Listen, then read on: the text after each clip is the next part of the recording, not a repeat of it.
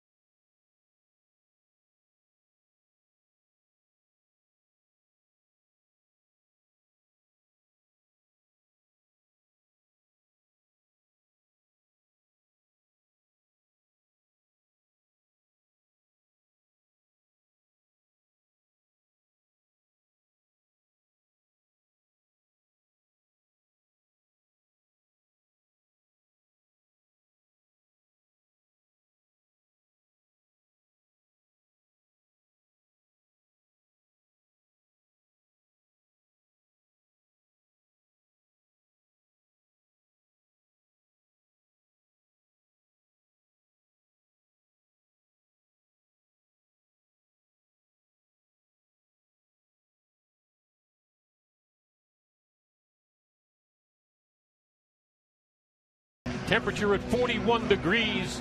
And when it says it feels like 33, it's because it is. Today's starting lineup for the Twins brought to you by Taco Bell. Sometimes you gotta live Moss. Brian Dozier at the top of the order. You look at Mauer's numbers, startling. 9-game hitting streak. Justin Morneau, Willingham, the power of that lineup right there. Parmalee has been moved up to the 5th spot of the lineup. And you see Oswaldo Arcia. He got his first base hit in his first at-bat. The next day they sent him down. They just brought him back up. And then Aaron Hicks, who's struggling as a rookie, brought up from Double-A. The opening pitch brought to you by Budweiser, the official beer of Major League Baseball. Great times are waiting. Grab some Buds.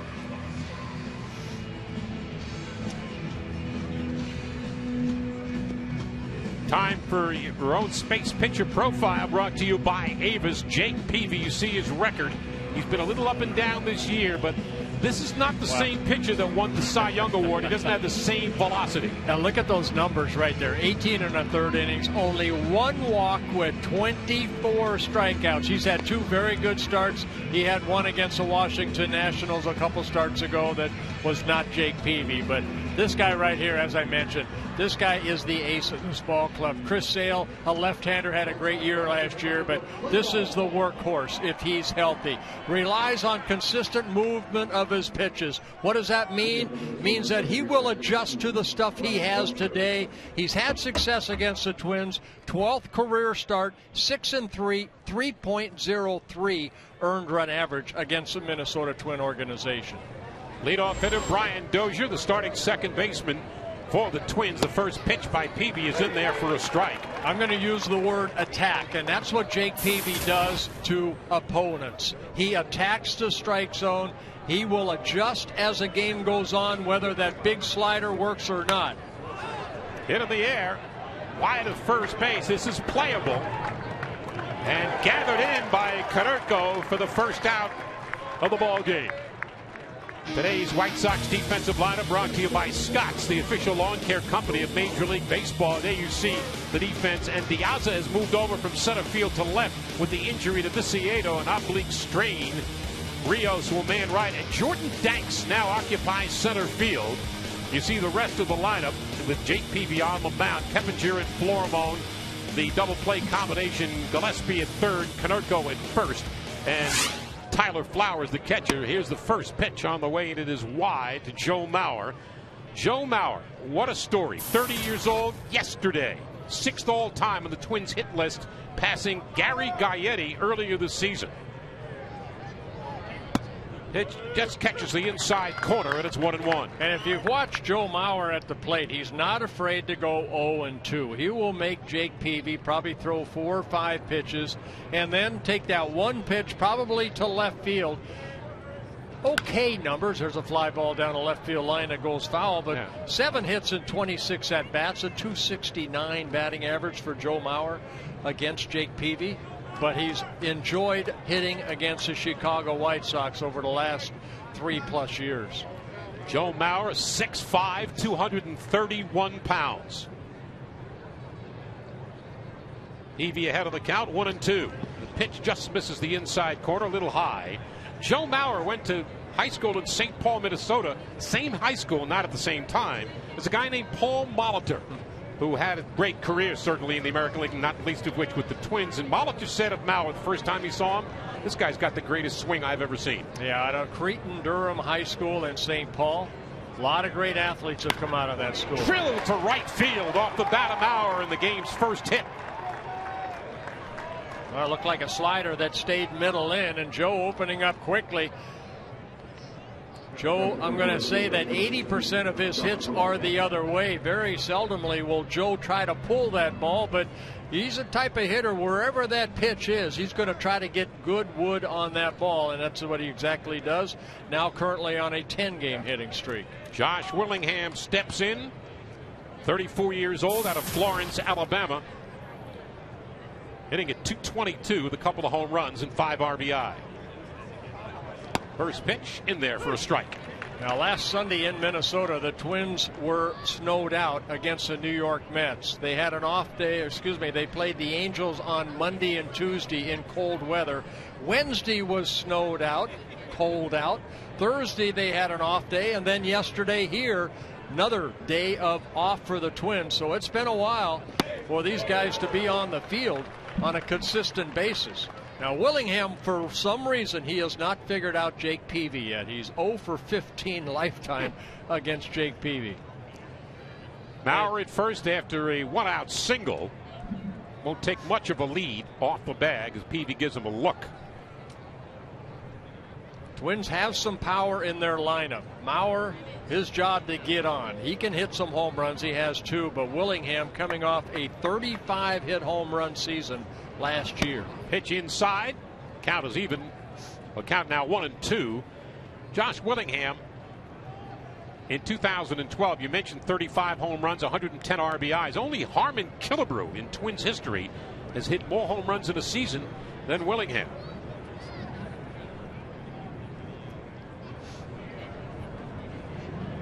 Peavy has a good sinking fastball, very good slider, and a changeup in his 5th season with the White Sox. Peavy ahead of the count.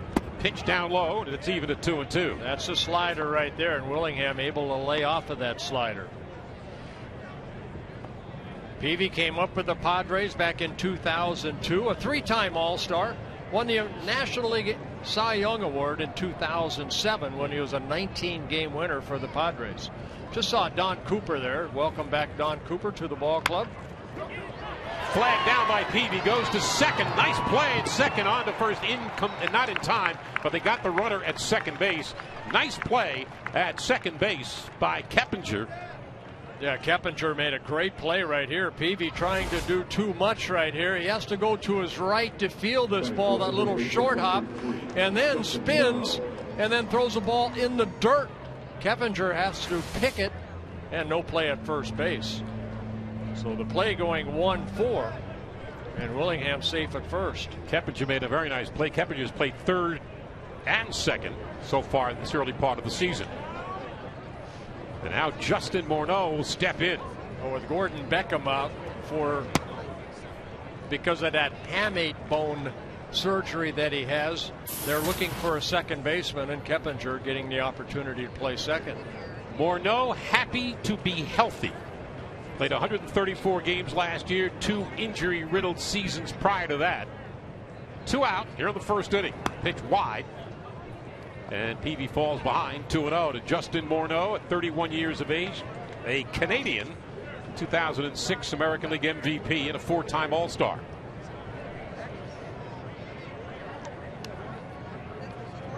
Peavy behind on the count. The pitch again outside, goes to 3-0.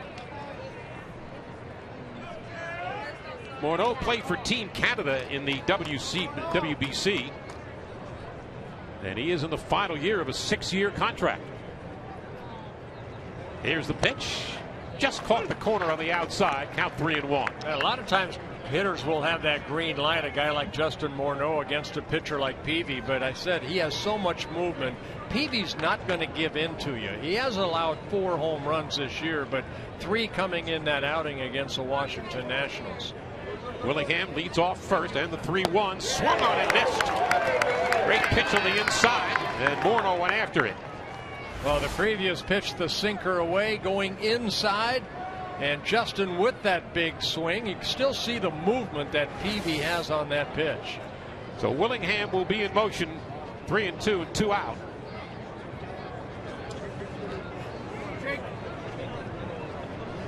Peavy sets and delivers outside. And Morneau draws a walk. The umpiring crew for today at home plate, C.B. Buckner. First base umpire Todd Tichenor. You see Dale Scott at second base, and Bill Miller will be the third base umpire. Dale Scott is the crew chief in this quartet, as Chris Parmelee steps in for the Minnesota Twins, hitting .237 with a home run and 5 runs batted in. Peavy in a little bit of a jam here in the first inning. Runners at first and second, 2 out. And that walk to Justin, only Peavy's second of the year in 19 innings pitched, so control has not been an issue for Jake Peavy. Parmelee, only 25 years of age, from Long Beach, California. Now with an opportunity to make some noise for the Twins in the top of the first. Parmelee in his 3rd season last year hit only .229 in 64 ball games. The Twins hoping to get some power off the bat of Chris Parmelee. Fouls it back to the screen, and Peavy way ahead now, 0-2. Well, you've seen Peavy. You know when he had the 96-mile-an-hour heater. Doesn't possess that anymore. So now you would think that he would pitch in his spots Well, we talked to Ron Gardenhire and Robin Ventura about that, and they said this guy is a guy that will adjust to the stuff he has, and usually the first 2 or 3 innings you'll find out what Peavy has or he doesn't have. Swung on and missed, strike 3. Pretty good fastball right there. He gave him a high, hard one, and that ends the first inning for Minnesota as the White Sox come to bat.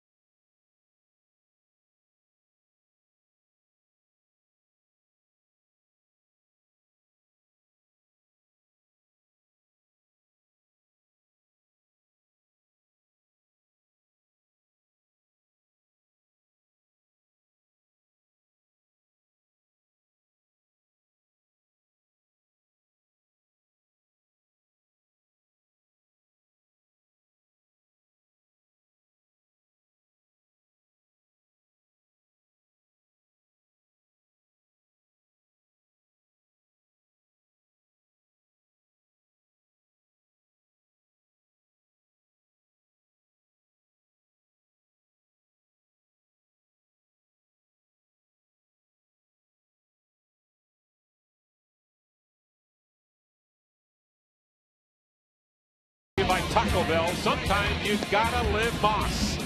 Alejandro De Aza leading it off. Rios having a terrific season, had a great spring. And Adam Dunn struggling. They have moved Dunn and Konerko back and forth from DH to first base to try to get him going. And you see Jordan Danks getting the opportunity to start at center field with the injury to Viciedo. Vance Worley, right-hand pitcher with a 1-2 record. You see his ERA, not very enlightening, but last start was the 12th. He only went 1 inning and gave up 7 hits and 9 runs, 7 earned. Yeah, that was his shortest outing of his career. So Worley made some adjustments in his rotation. The Twins that hope that here this afternoon he can do a better job of that. He's making his first career start against the White Sox, and this being his 50th major league start, has 18 major league wins. Very good ERA in his career at 3.79. Pitch to De Aza, fouled away. Worley traded from Philadelphia in the Ben Revere trade. 11 months ago, he had a surgically repaired right elbow. Yeah, and Worley, you know, there are some pitchers on the club, and we'll go over that about the Twins a little bit later about, you know, guys coming off injuries. But if you follow the Twins the last 2 years, they need starting pitching. And Worley was traded over. He was also traded over with a youngster named Trevor May that his future looks pretty good in the Twins organization. They need pitching help in the minor leagues. But Worley is at the major leagues. He's a major league pitcher, and hopefully making his first major league start can do exactly what... deep to right field, to the wall.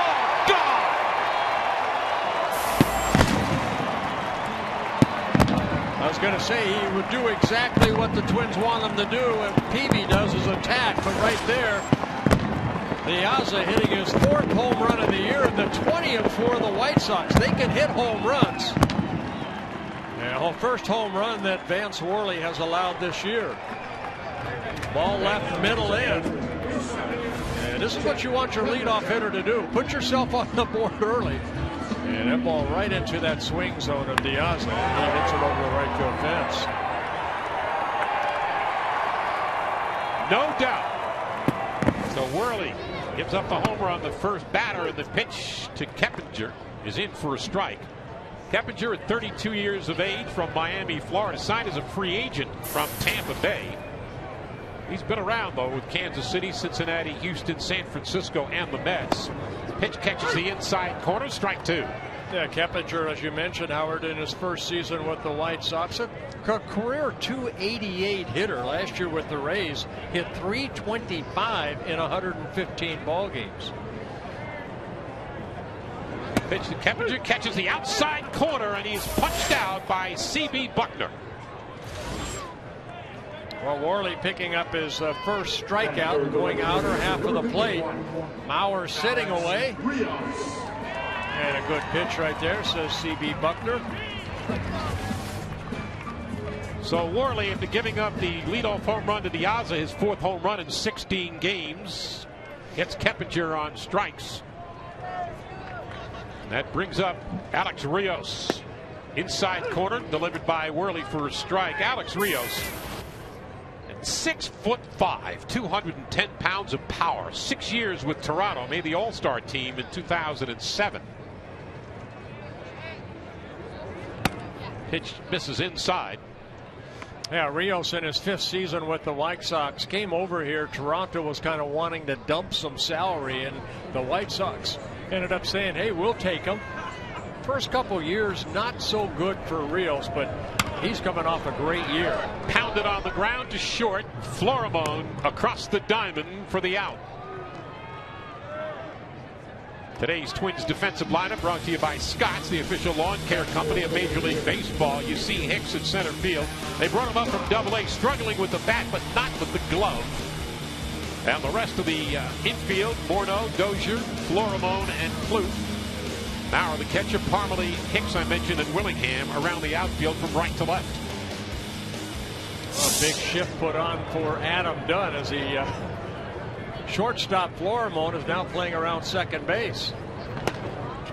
Dunn having a woeful beginning. He has been struggling, and that's an understatement, with 6 hits and 57 trips. But when he makes contact, that ball can fly off of that bat. 41 home runs last year. It's a big swing by Adam Dunn.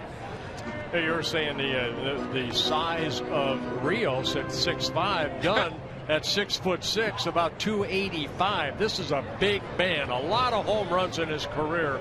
408 major league home runs. Pitch down low. He led the American League last year with walks with 105, but he also led the American League with strikeouts at 222. Yeah, that's nothing for Adam Dunn. He led the National League in strikeouts 3 times, so it's kind of a swing and miss type of at-bat for Adam Dunn every time he's up there. Pitch up and away. Count goes to 3-1 on Dunn. Vance Worley gave up the leadoff home run to Alejandro Diaza. Struck out Keppinger, got Rios on a ground out, and now trying to get out of this inning without any more damage. Pitch catches the outside corner. Off-speed pitch, and the count goes full at 3-2. Well, what the White Sox will see from Vance Worley is a sinking fastball when he's on. He'll get ground ball outs, a slider, occasional curveball, and then that changeup. And there's another pitch. Great pitch. Up his second strikeout. Great pitch by Worley. Caught the outside corner as we have completed 1. And Diaza has put the one on the board.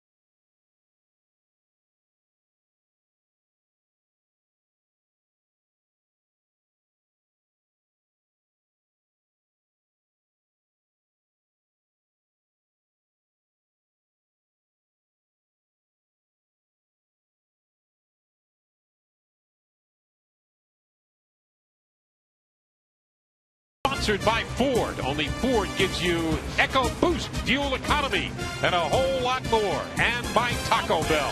Sometimes you gotta live Moss.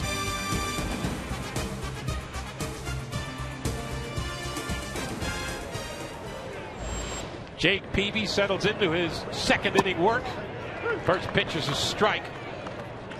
On the way to Trevor Plouffe, the third baseman of the Twins, hitting at 227, as you see, with a couple of home runs. Pitch is in for a strike, and Peavy gets out in front. The White Sox had the lead in the AL Central for much of last year. Down the stretch, things just kind of fell apart. Well, it usually comes down to starting pitching, and their starting pitching was not all that well. And Trevor Plouffe takes 3 pitches right down the middle and a strikeout victim. Second strikeout for Peavy. Oswaldo Arcia, and you see the pitching coach of the Chicago White Sox. That would be Don Cooper, who we spoke with him before the ball game. He's a happy man right now. He's healthy, had stomach trouble that kept him out of action for about 10 days. Yeah, put him in a hospital when they started that last road trip, and it's a bad road trip for the White Sox. They were 3-7. Cooper in the hospital, and good to be back. He said, you know what, for the last 5 days, I just wanted somebody to coach. So Don Cooper, good to be back. First pitch to Arcia is in for a strike. Fouled off at home plate. White Sox last playoff appearance 2008, when they won the AL Central by 1 game over the Minnesota Twins. Arcia the other day, his first at bat, got a base hit, and then the next day was sent down, and then they had to recall him back. Yeah, Wilton Ramirez was on paternity leave. Arcia had a chance to come up, got that first hit. And boy, does he swing at that, boys.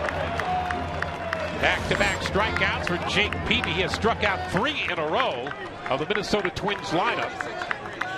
Peavy's thrown 9 straight strikes. Well, it looks like C.B. Buckner, that ball coming back over the plate. He's got an early dinner date right there. That ball a little bit high, but be swinging the bat, boys. 3 strikeouts for Peavy. That brings up Aaron Hicks, 24-year-old from San Pedro, California. Very slow start. Matter of fact, in one spring training game, he had 3 home runs. As he looks at his strikes, 7 straight strikes thrown by Jake Peavy. Well, like I said, Peavy does a good job of attacking. Aaron Hicks just 2 hits in 45 major league at-bats. And the pitch is in for a strike. I remember a pitching coach told me a long time ago in high school, he said, just throw strikes. Trust your defense. Well, when you strike out the first 2 guys, you don't need defense. Here's the 0-2, and it's hit the center field. Coming in on it and almost making a big error there was Jordan Danks, who misjudged it off the bat. And so Peavy goes 3 up, 3 down in the second.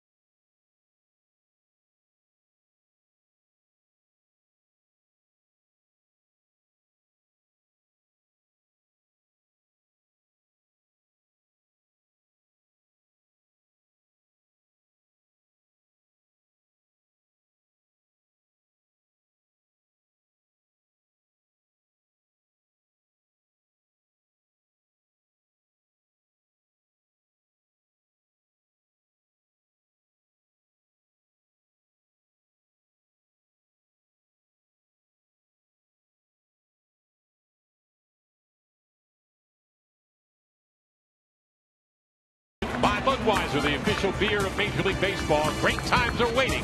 Grab some Buds. Paul Konerko will lead it on for the Chicago White Sox here in the bottom of the second. Sox on top thanks to a Alejandro De Aza home run in the first inning off Vance Worley.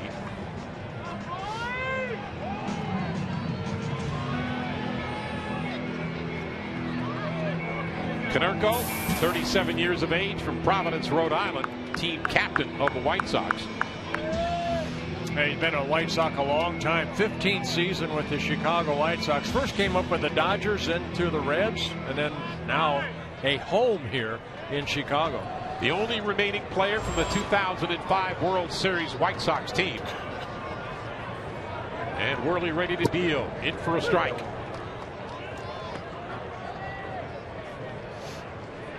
Worley, just 25 years old, signed by the Phillies in 2008.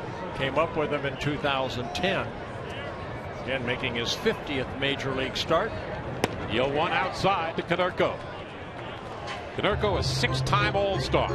Passed Frank Thomas this year on the White Sox all-time hits list for third place behind the great Nellie Fox and Luke Apley.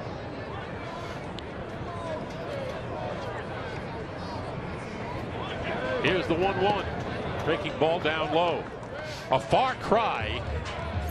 The 2005 team, as you see the numbers on Konerko and where he stands in the all-time White Sox list. He had some home runs before he got here. 425 career home runs for Paul Konerko. And this guy has 48 home runs against the Minnesota Twins. Of course, they play each other 18 times usually. Now it's 19 times. The 2-1 is fouled hard down the left field line. I started to mention before the 2005 White Sox World Series team, a far cry from the Go-Go Sox of 1960. The last time prior to that they had gone to the World Series. They lost that series to the Dodgers, but then again the Dodgers had a couple of guys named Koufax and Drysdale. They will do it to you.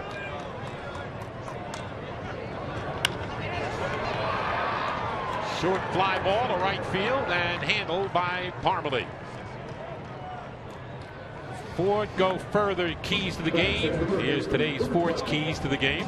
The keys for the Minnesota Twins at starting pitching, something that they have to improve. Last couple years have been frustrating years for Ron Gardenhire and the Twins organization. And one thing that Robin Ventura told us before the ball game, Howard, was that he expects better defense. For them to stay in the race and catch the Tigers, everybody is looking at the Detroit Tigers, they have to have better defense. Connor Gillespie stands in and Worley delivers a strike. If you just tuned in, Alejandro De Aza has accounted for the only run of the game, a home run to lead it off for Chicago in the first. Gillespie in his first season with the White Sox, coming over from the Giant organization. Pitch inside low. Connor Gillespie getting the start today at third base. Keppinger moved over to second base with the injury to Gordon Beckman. Beckham out for a sizable period of time. Pitch up high and away. Fractured wrist had to be repaired for Beckham. I think the White Sox were hoping that Brent Morrow would take over at third base. There's Robin Ventura right there, a former Gold Glove winner, so he knows what third base is all about. Pitch out of the strike zone. The count goes to 3-1. Robin Ventura. If I give you the names Lou Gehrig, Alex Rodriguez, Manny Ramirez, Eddie Murray, and Robin Ventura, which doesn't belong? Lou Gehrig. No. Pitch foul down the third base line, out of play. I know where you're going with that, with Grand Slams. Right. Most Grand Slam. He's fifth all time, Robin Ventura. Yeah, six-time Gold Glove winner, Robin Ventura. So, yeah, I mean, he has no managerial experience other than what he got last year. Talking to him, he loves the game of baseball. He's been around the game, but he wasn't a minor league manager before he got the job here in Chicago. And he gets punched out. Connor Gillespie does. Lowe's Never Stop Improving Game Break out of town. Now it's time for the Lowe's Never Stop Improving Game Break. Here's Matt Pasterzian. Howard and Bert, the Red Sox first game back at Fenway since their Patriots Day game shortly before the bombing at the Marathon on Monday. David Ortiz tying the ball game in the middle innings. However, since then, Santiago Perez has tripled in the go-ahead run for Kansas City. 2-1 Royals in the 7th. And by the way, your audience will go back to Boston for Sweet Caroline a little bit later on in the afternoon. Back to you guys, Howard and Bert. Thanks, Matt. Watched the ceremonies earlier today in Boston. Very, very heart-wrenching. Yes, it was. And great job by the police force, the FBI, everybody involved in that manhunt. Alexi Ramirez swings and misses. The count goes 0-2. You know, it just showed Boston and Kansas City, two clubs that are off to a pretty good start. Kansas City 8-6, Boston 11-4, off to a very good start under manager Johnny Farrell. Pitch down low. Alexi Ramirez, 31 years of age, actually defected from Cuba, lives in Miami now. Finished second to Evan Longoria for Rookie of the Year honors. Down the pitch, hit right back up the middle for a base hit.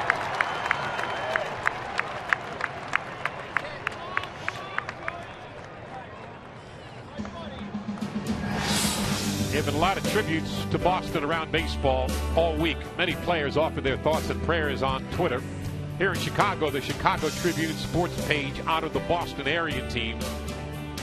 And in the Bronx, the Yankees paid tribute to their bitter rival Red Sox with the fans singing Sweet Caroline like they do in Fenway. Great job.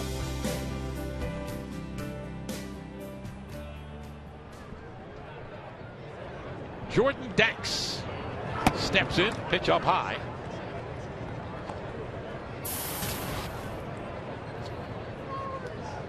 Only a couple of games for Danks, getting the start today in center field for the White Sox. Yeah, he just got called up on the 17th. Danks last year played for the White Sox in 50 ball games, but hit only .224. 2 out, 1 on. Ramirez at first. Worley gives him the eye, now delivers to the plate, and it's fouled back to the screen. Jordan Danks, the younger brother of John Danks, who's currently on a disabled list and rehabbing for the Chicago White Sox, a left-handed pitcher. Had that left shoulder surgery August of last year. They're hoping to get John Danks back in that rotation around the All-Star break. Worley set. Pitch inside. Count goes to 2-1. 1-0 White Sox. Thanks to a Piazza home run leading it off in the first.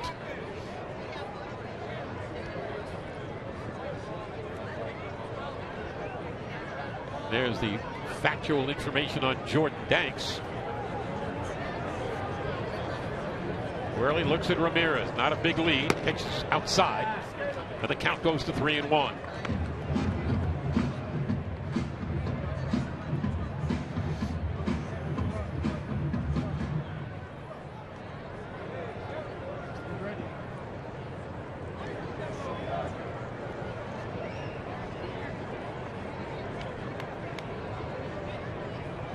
Here's Worley's pitch, catches the outside corner, and the count goes full at 3-2. So Ramirez will be off. Running. Yeah, there's been 6 strikeouts already in this ball game. So if you're a hitter, you have to watch and say, you know what, CB Buckner back there, he's calling strikes. So to take a close pitch like Danks did right there, you got to be swinging a bat.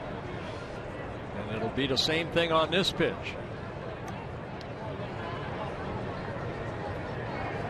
Count full, Ramirez off, and it's hit in the air to deep shortstop, and gathered in for Pedro Florimon. Chris Sale of the Chicago White Sox will join us in the next inning here from Chicago.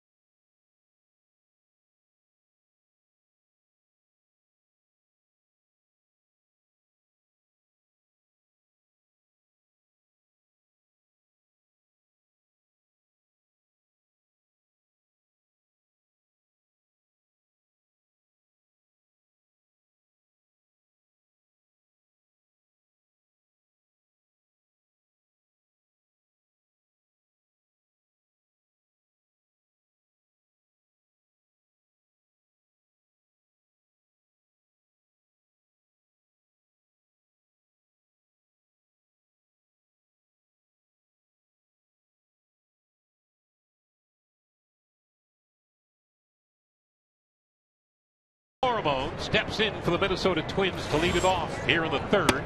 And Jake Peavy, who's been on target so far. Their last 13 pitches have found its way over the plate. 13 straight strikes for Jake Peavy. 31 so far in the ball game.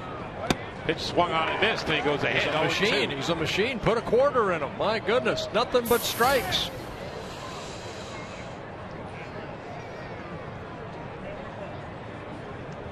Peavy way ahead of Florimone. Pitch catches the inside corner, strike three.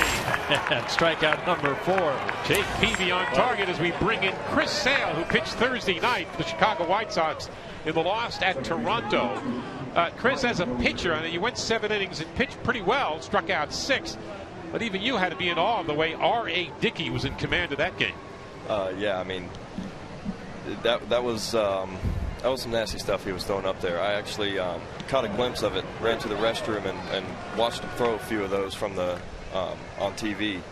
And just the way that ball was dancing, there's no telling what it's going to do. Yeah, as a pitcher, thank God for the DH. Oh man, I'm glad I didn't have to face that. Hey, Chris, when you watch a young guy like Jake Peavy go about his business, your last year was kind of your first full season, won 17 ball games, had a great year. You learned a lot from him. Absolutely. Not only just the game of baseball, going out there and pitching and doing everything you can, but just kind of the mental side and what goes into pitching. It's more than just rolling out of bed every 5th day and going out there and pitching. There's just a lot of work and a lot of time and effort that goes into it, and it's the little things that get you to where you want to go. Hey Chris, I got to tell you, I don't know if you've been watching Jake Peavy, but he just threw a ball on the outside that broke a string of 18 consecutive strikes he had thrown.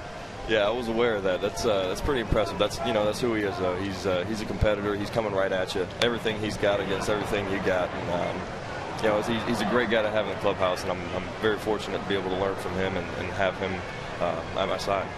Hey Jake, I know you're from Lakeland, Florida. You went to Florida Gulf Coast University, where I grew up. I grew up right there, live in Fort Myers, but. Tell us a little bit about that program, because you guys just became a Division I, 4 or 5 years ago? Yeah, it's a newer, smaller school. Like you said, we just went Division I. My first year there was our first year as a Division I school in the ASUN Conference. Big things going on down there. It's a great campus, great location. My wife and we met there, and I moved 25 miles south of there to kind of make sure none of those guys get too out of hand. Hey Chris, how about their basketball team? How about it? Dunk City. That's that was so much fun to watch. Here's a seeing eye base hit to left off the bat of Dozier.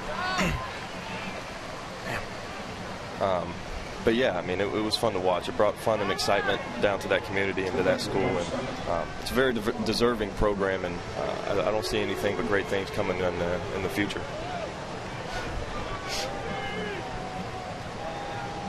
Here's the 3 things we already talked about.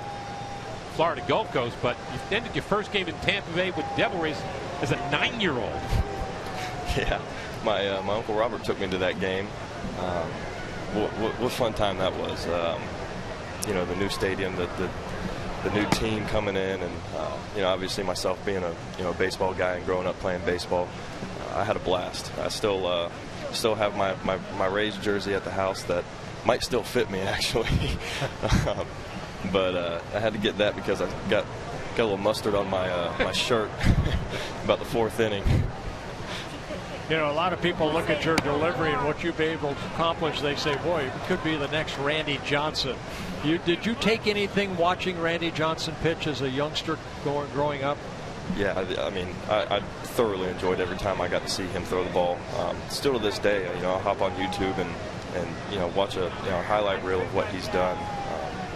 I mean, you really can't put into words what he did on a baseball field. It was unbelievable. It was great. Unbelievable competitor. Big, tall guy, threw hard, and that's kind of what I want to do is leave everything out on the field, compete as hard as I can compete, and everything else will fall into place. Yeah, how about Lakeland, Florida guy dealing with his cold weather? Yeah, 49 degrees it says. I don't really believe that, but yeah, we don't get that too often down there. Well, I know that Don Cooper, really likes your work habit, and even though you lost the ball game the other day, as Howard mentioned to R.A. Dickey and the Blue Jays, you go about your business. I mean, you get upset, don't you, about losing a ball game? Yeah, I mean, you put so much time and effort into the 4 days in between, and these guys are coming out and every day and playing their hearts out, and every time you take the mound, especially as a starter, you get basically once a week to go out there and prove yourself, and it's a long 4 days in between when it doesn't go right, and these last couple of times I feel like I've been waiting 8 days to get out there. I mean, just can't wait to get back out there again. Chris Sale joining us here in Chicago. The White Sox with a 1-0 lead, but Peavy with a runner on first and 1 out against Joe Mauer, who had a base hit in the first inning. Pitch catches the outside corner, and it's 3-2. Hey, Chris, thanks much for your time, and good luck the rest of the way. Yeah, good luck, Chris. Thank you, guys. Appreciate having me. Left-hand pitcher Chris Sale of the Chicago White Sox. Engaging young man. Very nice. And I wanted to bring that up about what Don Cooper told me about him, and even Robin Ventura, that you watch a mannerism of a young man. Chris Sale, only 24 years old. You can watch him go about his business. He expects a lot out of himself, and that's a good thing. He's probably watching Jake Peavy. He wants to be the ace of the ball club, but then you watch a guy like Jake Peavy go about his business, you learn a lot. Well, Dozier was running on the pitch, and Mauer took ball 4 outside. So now runners at first and second, 1 out in the top of the 3rd inning for the Minnesota Twins, facing Jake Peavy and Josh Willingham, who went into a fielder's choice his first time up in the 1st inning. Now, Willingham still trying to figure out Jake Peavy. 0 for 16 lifetime against Peavy. And Peavy, if you're a pitcher right here, all you're thinking is keep the ball down, get that ground ball. He got the ground ball off the bat of Willingham in the 1st inning, but Peavy, with the help of Keppinger, got the force out at second base of Joe Mauer. Peavy gets ahead of Willingham, 0-1. Runners lead off. Pitch a little bit up high. Evens the count at 1-1. White Sox last year 85-77, 3 games behind Detroit in the AL Central, and it was their division to win last year. They just went into a slump at the wrong time. Hit to short, diving stop, unable to convert, base hit, and a run will score. Dozier comes to the plate with the first Twins run, and we are tied at 1. And finally, Josh Willingham says, hey, this guy isn't that tough to hit. He picks up an RBI, his 6th of the year. Peavy did get the ground ball, but it's more up the middle. Ramirez dove for it, tried to knock it down to maybe keep Dozier from scoring, but the ball just out of his reach. Willingham hitting it sharply. Ramirez could not get to it, and Dozier scores to tie the game. Second time through the lineup, all 3 Twins have reached base. Swinging and missing is Chris Parmelee. I stand corrected, Justin Morneau. How could I mistake the two? Well, they both play first base, just so Parmelee's out and right. Yeah. Now that puts Peavy ahead 0-1, running into some trouble here in the 3rd inning. Score tied at 1, as you see in the upper left-hand corner, and Peavy now trying to bear down on Morneau. Down the pitch inside.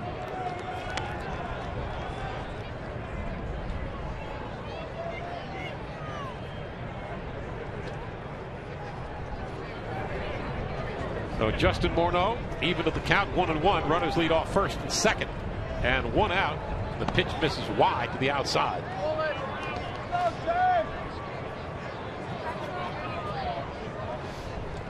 Jake Peavy making his 286th major league start. He has 122 major league wins. And the right-hander's set. Misses the outside corner, and Peavy falls behind 3-1. Well, after a 1-2-3 inning in the second, Peavy running into a jam here in the 3rd.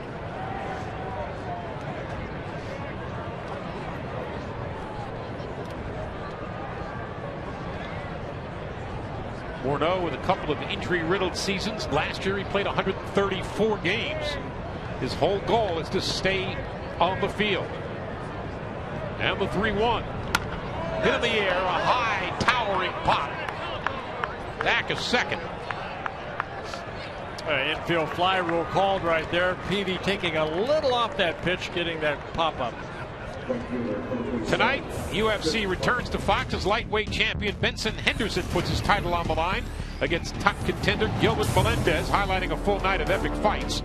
Henderson versus Melendez for the lightweight title. Fox UFC Saturday is live and free beginning at 8 p.m. Eastern. I can see you as a UFC fighter years ago. Yeah, with my brothers and sisters, yes. More my sisters than my brothers. I could beat them up. Sure. Well, barely. Chris Parmelee steps in, struck out his first time. Peavy trying to work out of a jam. Pitch catches the outside corner for a strike. Count even at 1-1. Jake Peavy 2-1 on the year with an ERA of 3.93. Last Sunday, his last outing, he beat Cleveland 3-1. Yeah, longest outing for Peavy so far this year. The 7 innings, only allowed 1 run to the Indians. Peavy set, swung and foul back by Parmelee. Parmelee from Long Beach, California, as he faces Jake Peavy. Would you say that he is, I know Chris Sale would like to be, but is Jake Peavy the ace of the staff right now? Well, I think you have 2 aces. You know, you have a young guy that's 24 years old. Peavy at 31, little more experience. Again, you know, only maybe 30, 40 starts for Chris Sale and almost 300 starts for Peavy. Swung on and missed by Parmelee, and he struck him out. Peavy, outstanding performance there. We'll be going to Boston shortly. Stay with us on Fox.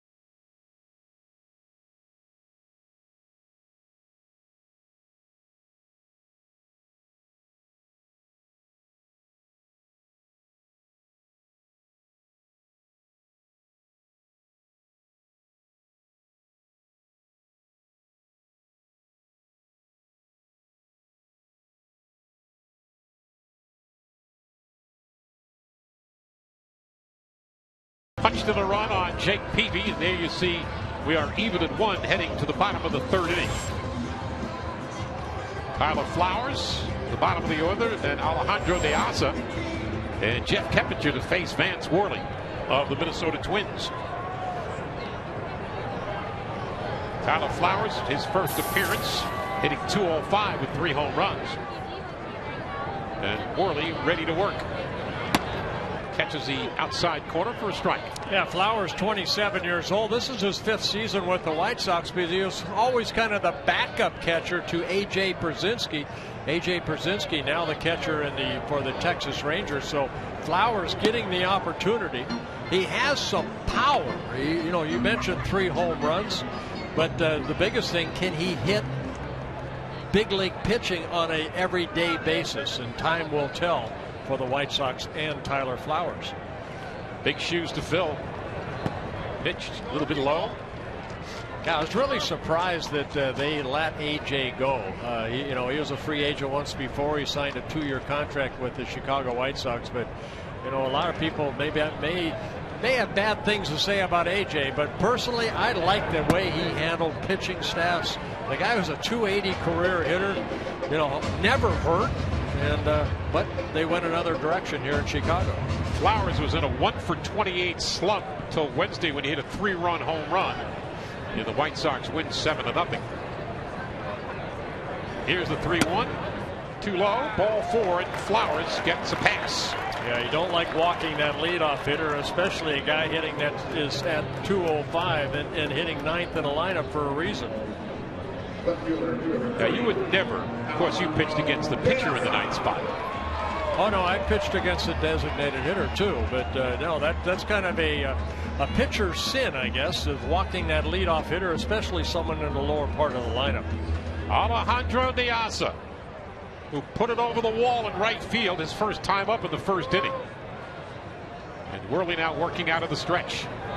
Up high, ball, actually it's in for a strike.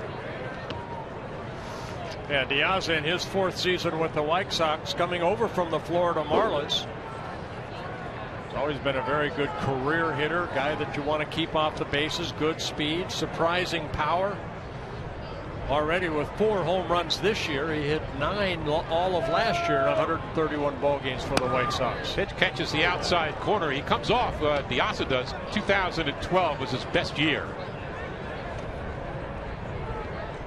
Now let's take you out to a special scene at Fenway Park in Boston for Sweet Caroline at Fenway.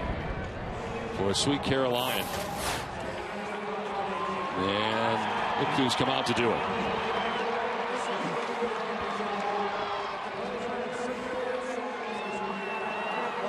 On his own and express his love to the people of this city.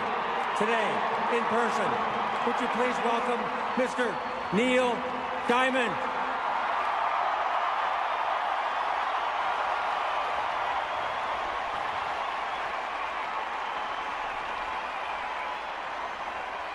Thank you, Boston.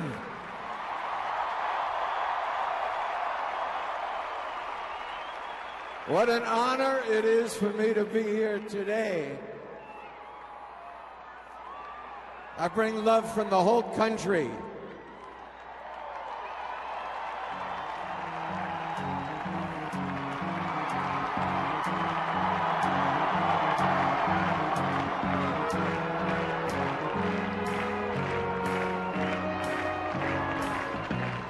Where it began,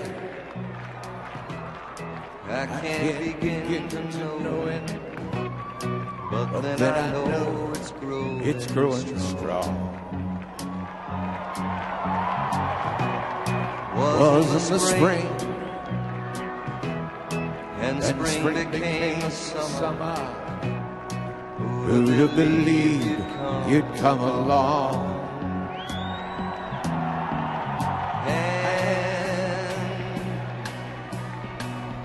Touching hands,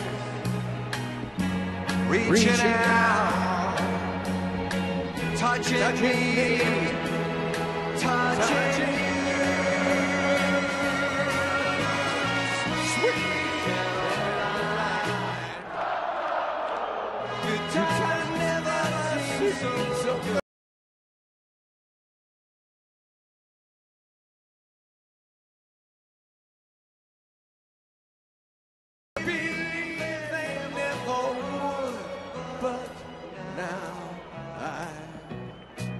Look at the night,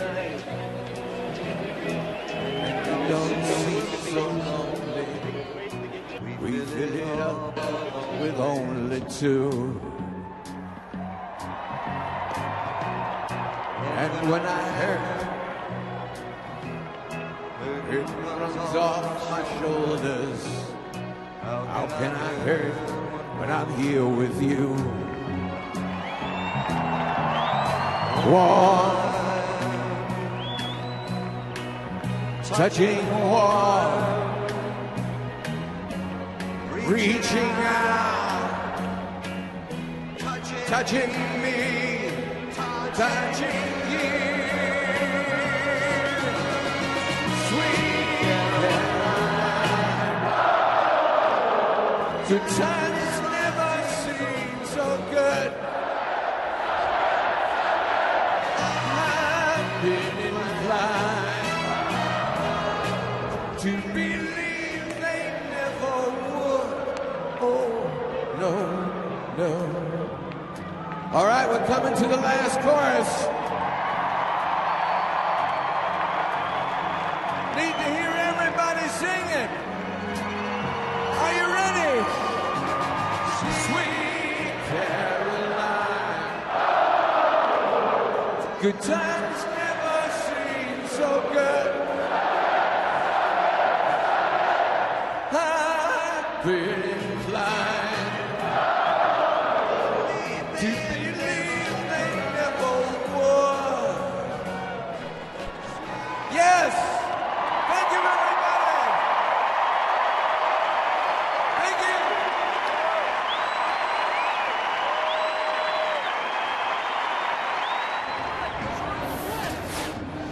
A great moment in Boston, and a Hall of Fame singer named Neil Diamond, who recorded Sweet Caroline several years ago.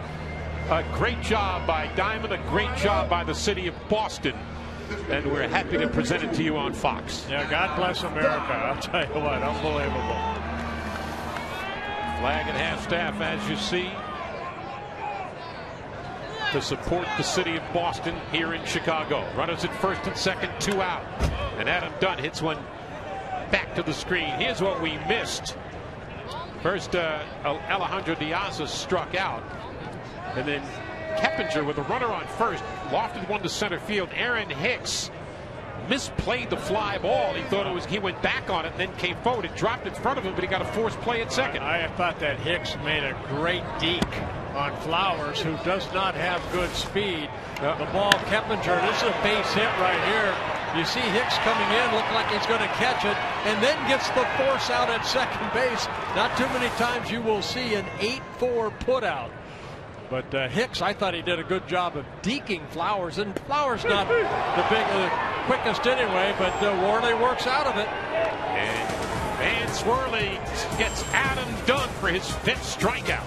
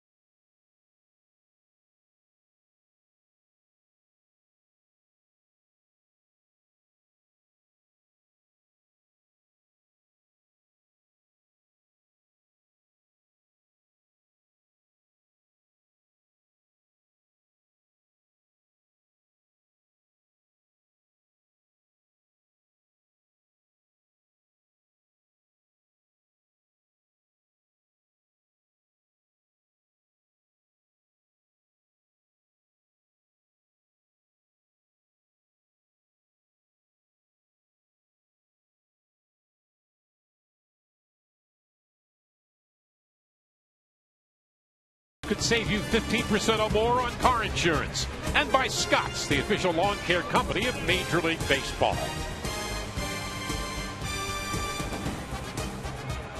Jake Peavy, 5 strikeouts, 2 walks, similar to his opponent.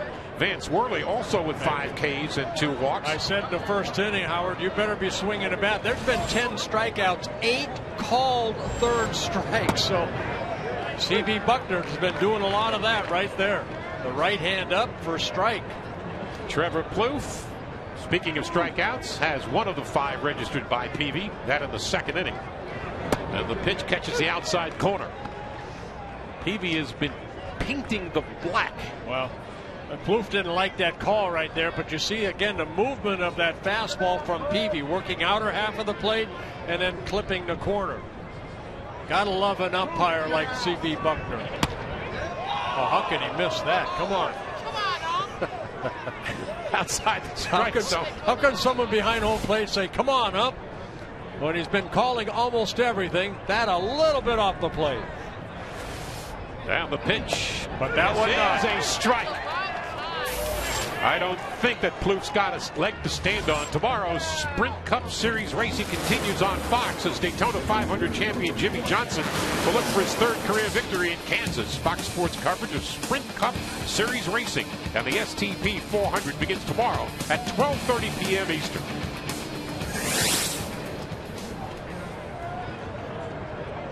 Doesn't make any. Hey, hello. Gotta love that jersey and a beer in his hand. I thought that was me for a second. Yeah. And you couldn't be in 2 places at the same time now, could you? As good as you were. Oswaldo Arcia comes in. He struck out in the second. Swings and misses, although he might have got a piece of that one. Oswaldo Arcia was probably a little, hard to imagine. He gets a hit, and then the next day they say, thank you very much for the hit, Oswaldo, and they send him down, and then they bring him back up the next day. Yeah, Darren Mastroianni, another outfielder, he ended up hurting his ankle again, re-injuring his ankle, so Arcia getting another call-up. But just 21 years old, Arcia from Venezuela. And the pitch, and he swings it up high out of the strike zone for the 7th strikeout, registered by Jake Peavy. And only the 3rd swinging strikeout for either pitcher. Peavy going up the ladder with that moving fastball, and Arcia swinging through it, and he strikes out for the 2nd time. So Jake Peavy now faces Aaron Hicks, who's had his difficulties in the early part of the season getting untracked. Hicks went right to short. Ramirez crossed the diamond in time. 3 up, 3 down for the Twins as we remain tied.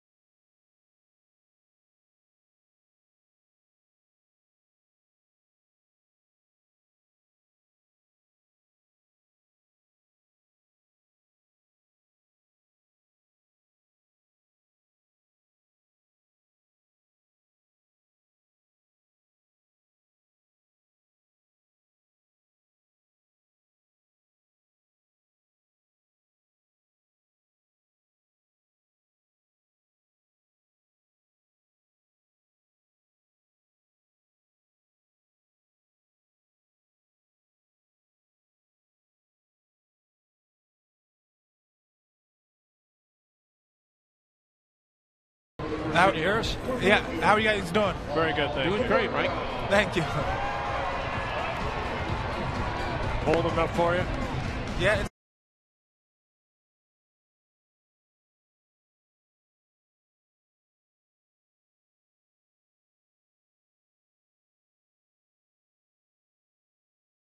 Relay. 1-1 the score as we go to the bottom of the fourth. Van Swirling, who has struck out 5 and walked 2. All 5 strikeouts, by the way, looking.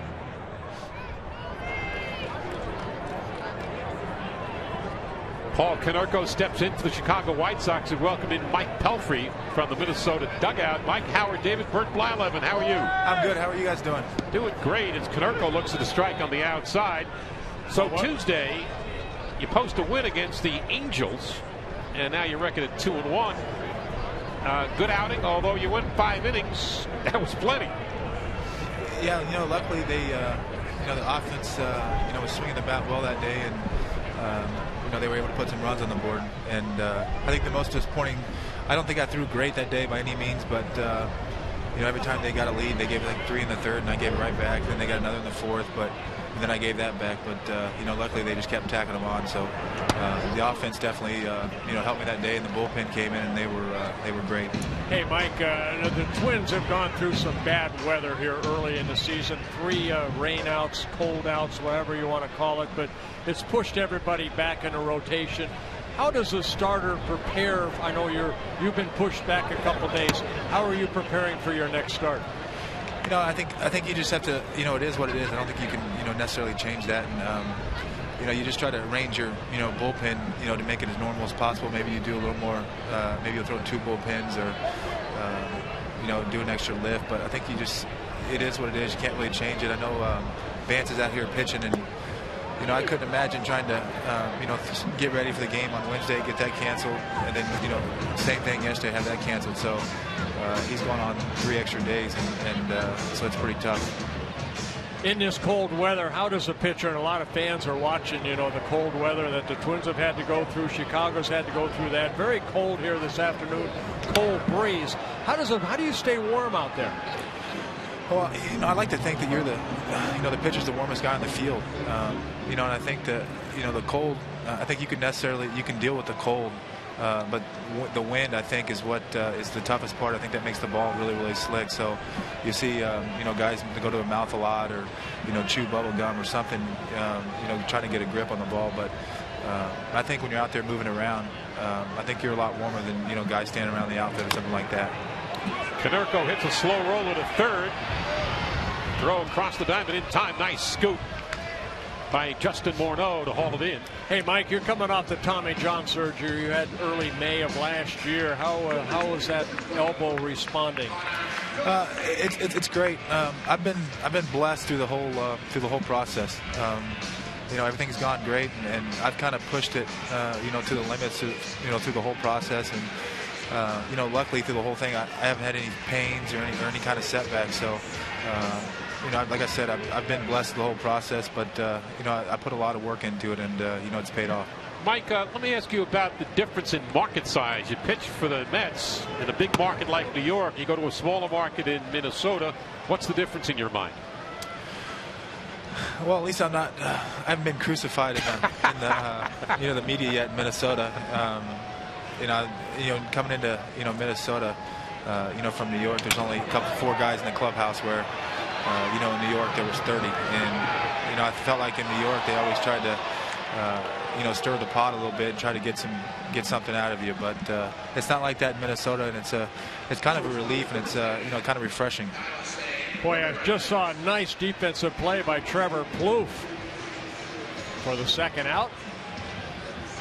Hey, 2 great defensive plays. Yeah, look at him diving to his right there, gets up quickly, got that ball over to Morneau very quickly.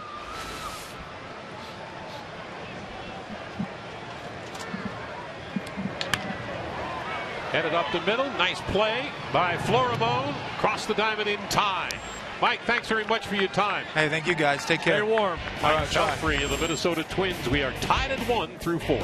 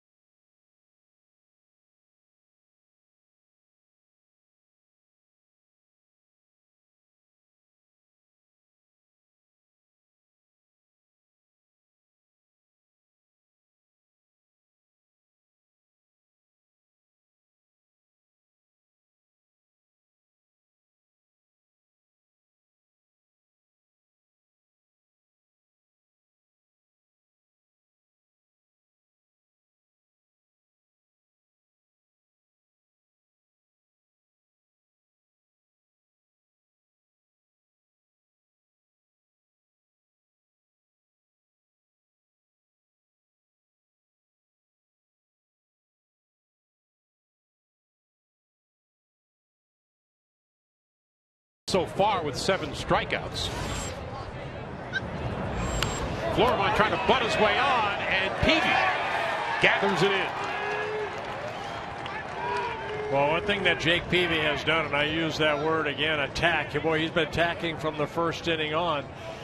Florimon trying to take the ball down with him, try maybe take it down that first baseline. Instead, he pops it up, and Peavy making the put-out catch. By the way, as if you needed that to identify it, Jake Peavy was a Gold Glove winner last year. Well, I'll tell you what, he's coming off a very good outing. You mentioned it earlier, Howard, in that Cleveland outing. He had 11 strikeouts in the 7 innings. So far, 7 strikeouts in 4 1/3 innings. Look at that, ahead in the count on 9 of the 18 batters he's faced. And another strike 1. Brian Dozier 1 for 2 so far. Got a base hit in the 3rd inning. It's not only getting strike 1, it's going 0-2 on that hitter.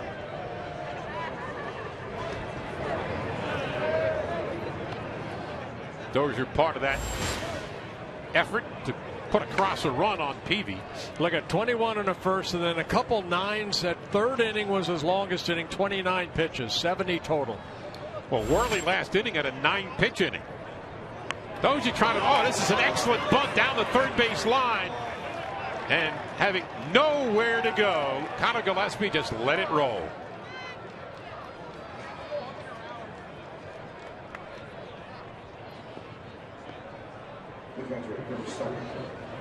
Well, not much Gillaspie could do about that. Dozier, one of the better bunters on that ball club. We just saw Florimon try to bunt on Peavy. That's a perfect bunt down that third baseline with Gillaspie playing back. So now with a runner at first and 1 out, Joe Mauer steps in. Walk and a base hit in the first inning. But Mauer's 2 trips, runner off, and with the hit and run on, here's the play to first in time, but Dozier advancing to second.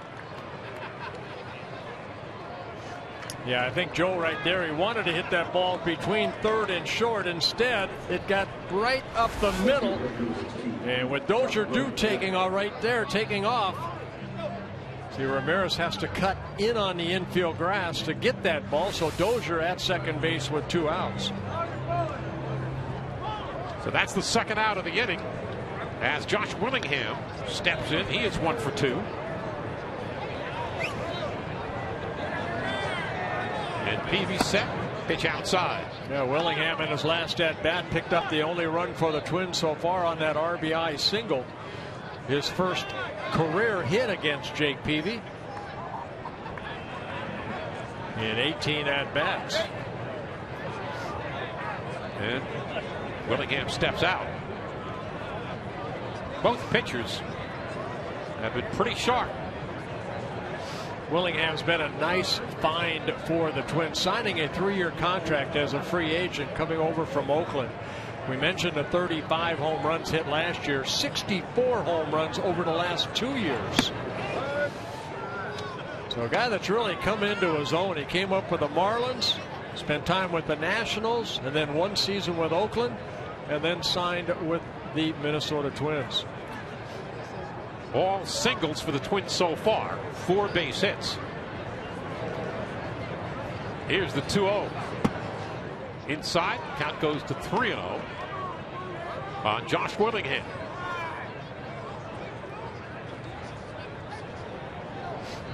Willingham off an outstanding year last year.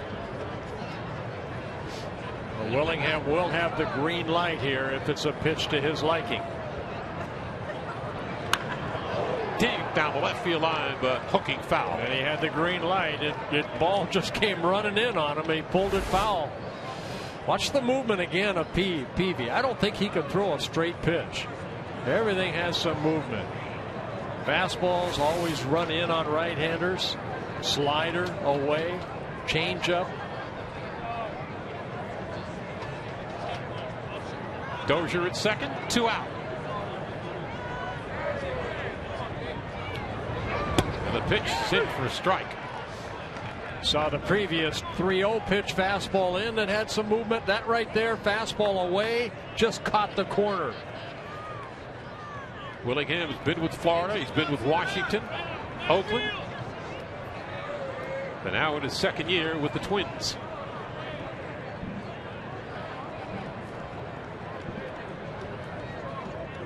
Peavy set to deliver the full count pitch. Misses outside. And Josh Willingham will go to first base. Runners at first and second, and Justin Morneau strides to the plate. Yeah, 3 walks for Peavy to go along with his 7 strikeouts, 77 pitches thrown. Excuse me, 78.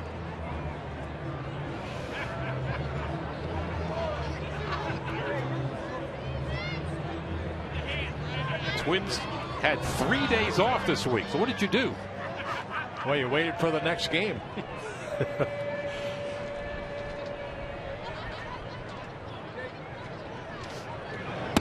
Inside to Morneau.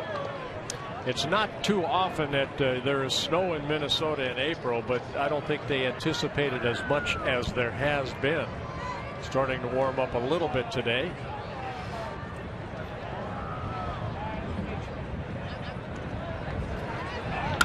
Morneau on the nose and a terrific play at second base by Keppinger to retire the side. Nice backhand stab by Keppinger. On Tuesday, the Fox Sports family and the entire sports world lost a broadcasting giant, Pat Summerall. Less is more approach allowed our imaginations to fill in the blanks. He was the voice that defined the NFL on television. Pat Summerall was 82 years of age.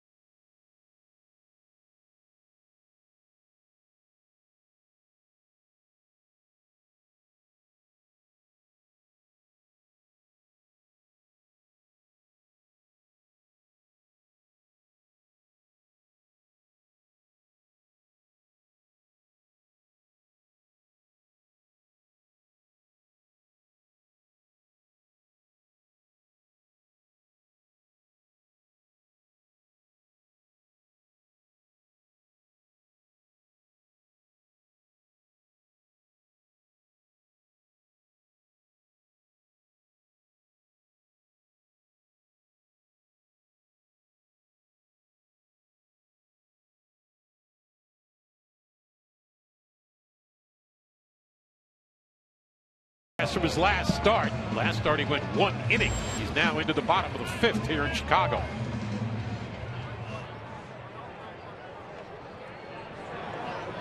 Stepping in for the White Sox, Jordan Danks popped out in the second. And Worley ready to work.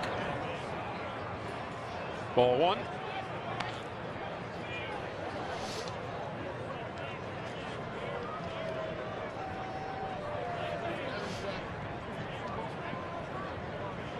Worley has been sharp. But then again, so has Jake Peavy. Back to the screen. Off the bat of Jordan Danks. Count even to the ball and a strike. We're in the bottom of the 5th. Yeah, there really haven't been that many hard hit balls for either side. A lot of the base hits, other than the Diaza home run, all of them have been singles. Worley in his last inning, 3 ground ball outs. That's always good for a sinker ball pitcher. There's another ground ball out. This one to Dozier.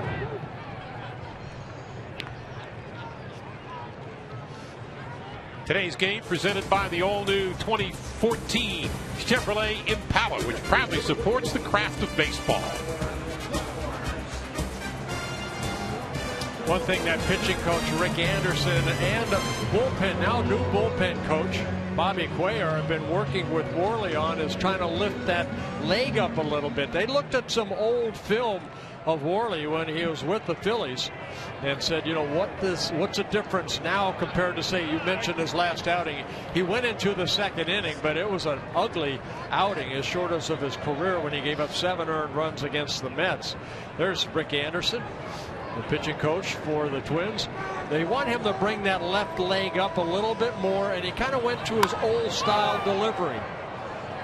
And what I mean by old style delivery, he was just kind of just lifting his leg up a little bit and not really having any type of body movement, where now he's kind of be over that pitching rubber and kind of stepping back to create a little more of that, getting to that balance point. How do I get to the balance point? That's what they saw when he was with the Phillies when he first came up in 2010. Tyler Flowers came over from the Braves organization. So a little more turn and then that high leg kick. Flowers with a lazy fly, short center field, coming on, dropping in front of Aaron Hicks. Let's go to Matt Bestjerzian at the MLB Network studio for a game break. Matt? Howard in Boston. Kelvin Herrera comes on from the Kansas City bullpen to protect the 1-run lead with 2 out in the 8th when Daniel Nava straightens him out. His 4th of the year. 3-run shot put the Red Sox up 4-2. However, Lorenzo Cain homered against Andrew Bailey in the 9th, and the Royals have 2 out in the 9th inning, down by a run. Back to Howard and Burt. All right, Matt, here it is 1-1 in Chicago with 1 out in the bottom of the 5th. And Flowers, after reaching first on a base hit, Alejandro Diaz struck out his last trip. It's went into the seats down the left field line in the first inning. A bullet into the right field bullpen.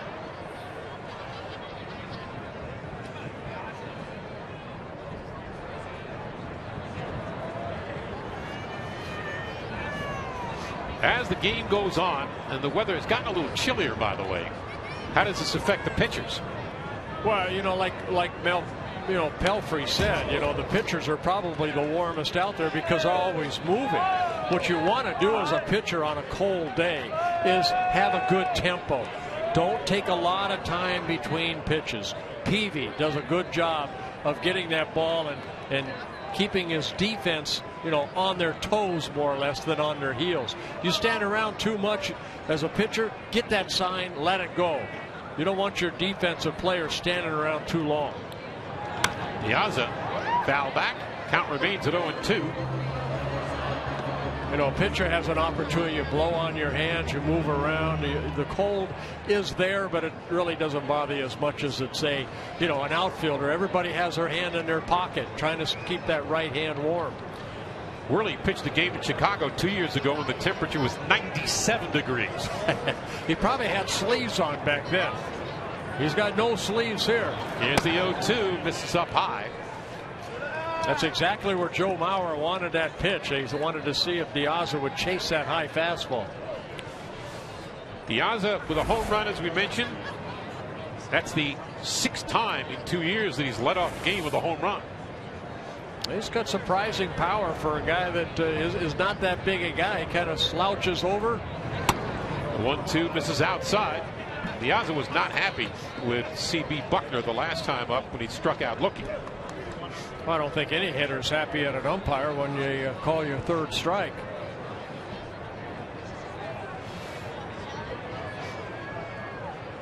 Tyler Flowers at first. 1 out.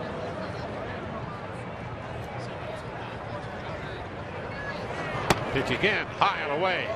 The count goes full at 3-2.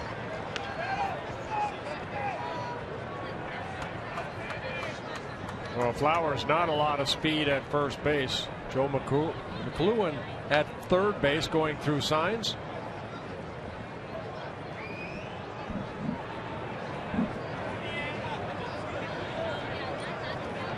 So we'll see if Flowers is off.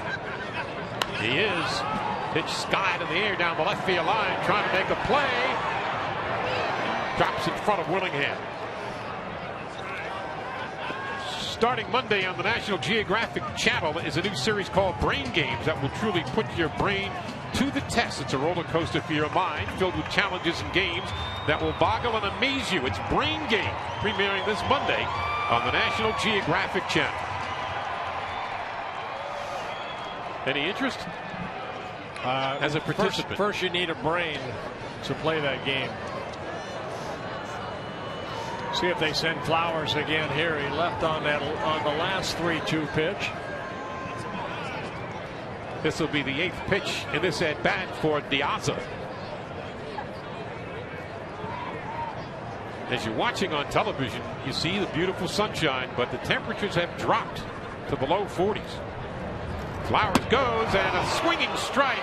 De Aza strikes out, and it's punch him out, knock him out. A double play. And the score remains at 1 apiece.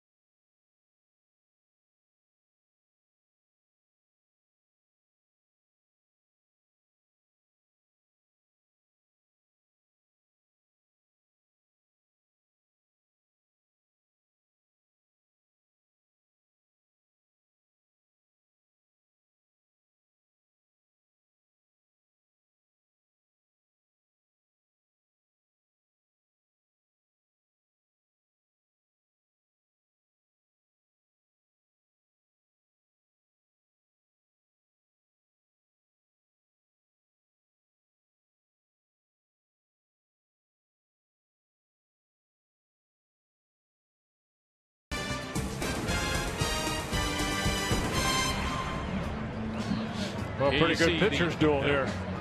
Both pitchers have had command. Both pitchers have worn out the other side. Each pitcher has had 2 3-and-out innings.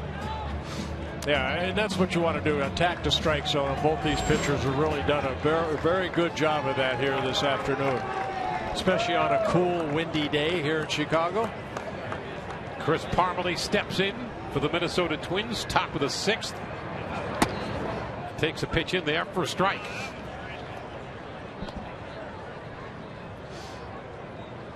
Parmelee has gone down swinging in his both at bats, so he should look for a pitch early against Peavy and hopefully hit it hard somewhere. And now he falls behind. Correction, they call that a strike. I call that a ball. Buckner's call was a ball. Looked like it might have been in, but I'm not the umpire. Anything close. I'll be the umpire up here. Hit in the air, a lazy fly ball to the gap, and it's going to fall in.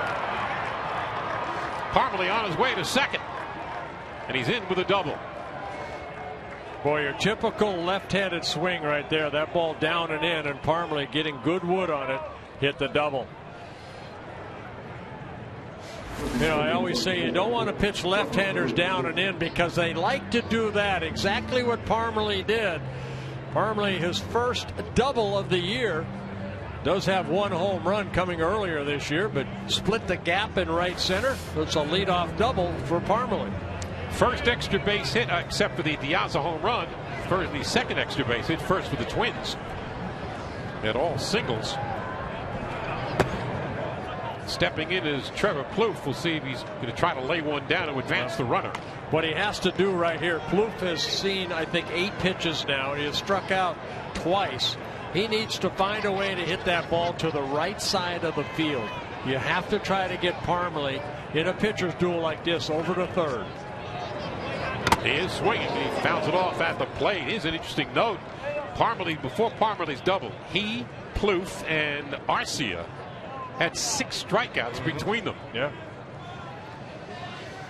I think that's what Plouffe tried to do right here. Tried to wait back and right off the mask of Flower.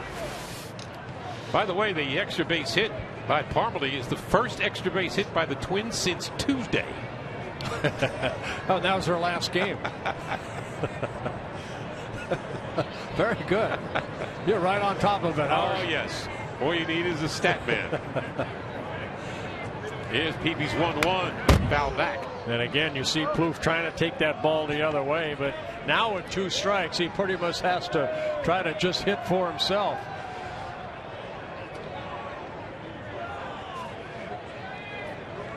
Trevor Plouffe earned his way. No question about it. After years in the minors. Hit in the air. Backing up is Ramirez, and he gathers it in. The Orioles and the Diamondbacks are 2 teams that recently visited the MLB Fan Cave. Check out all the latest cave happenings at MLBFanCave.com. Follow at MLB Fan Cave on Twitter and like it on Facebook.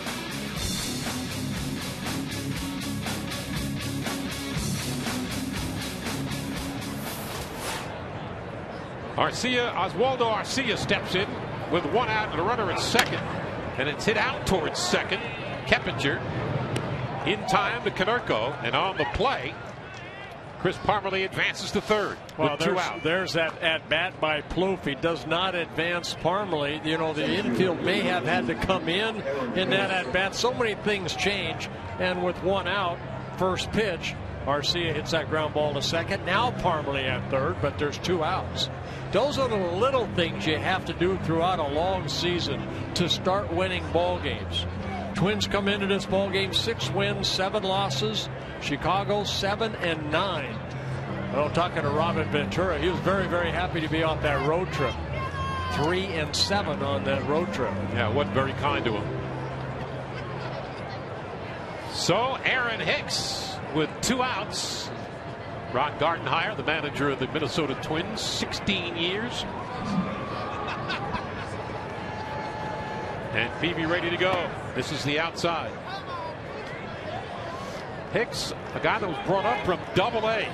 And you see the average, he's having troubles with the bat early on, and yet he had a pretty good spring. Well, the day he hit the 3 home runs, they said the wind was blowing out pretty good when he got that ball up in the air. He has had a tough time really against big league pitching. A lot of times spring training. It's, you know, with the Twins having to trade Denard Span, Ben Revere, they went into spring training looking for someone to take charge. And it was Hicks that took charge in spring training. But it was just a matter of, okay, he had a good year at Double-A. Can he hit at the major league level? So far, 2 hits in 47 at-bats. So Peavy ahead of the even on the count, 1-1 against Aaron Hicks. And I guess it's fair to say, and probably obvious to say, that he is pressing a little bit. Oh, of course, you get to that point, you know, now you start feeling for the ball. I talked to Tom Berdansky, the hitting coach for the Twins, about what Hicks is going through. You talk to Hicks, you don't see that he's 2 for 47. He's a good kid. He has a lot of confidence and ability, but when you get in that box right now, you're 23 years old trying to establish yourself at the major league level. Yeah, there's pressure. He's feeling it. Well, he was asked the other day about And he'd be lying if he said he wasn't feeling it. Well, he said he's going to continue to play good defense and run the bases well. Hits will come. The pitch on the outside thrown by Peavy, and the count goes 3-1 on Aaron Hicks. Well, you have to credit Ron Gardenhire and the club. They are not giving up on him. They're going to let him kind of hopefully work his way out of this. #1 pick by the Twins in 2008 out of Southern California. So Jake Peavy with Parmelee on third delivers the 3-1. Off-speed pitch, and the count goes full. So you don't see that in the minor leagues right there. A 3-1 breaking ball. Peavy didn't want to make a mistake, so he went to the breaking ball, took something off, and it's a strike. Minor leagues 3-1, you'll see a fastball a lot of times. Up here, these guys know how to pitch. Jake Peavy looking to throw his 94th pitch of the game. Inside, and Aaron Hicks will take first. That'll bring up Pedro Florimon. Well, he tried to change up right there, and Don Cooper going out to talk to his right-handed starter.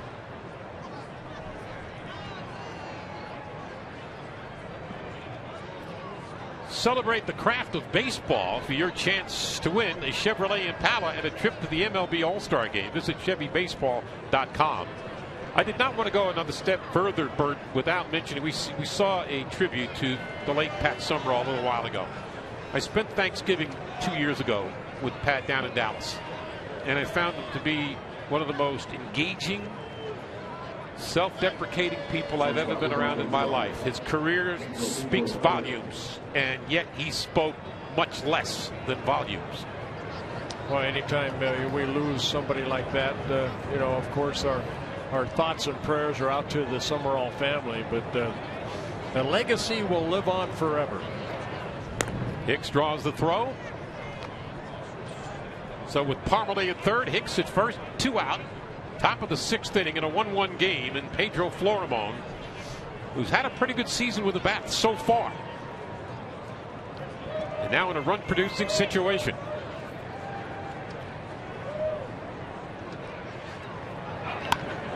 Hit in the air, short left field. Coming on, De Aza, and he gloves it. So that ends the top of the 6th inning, and we remain tied.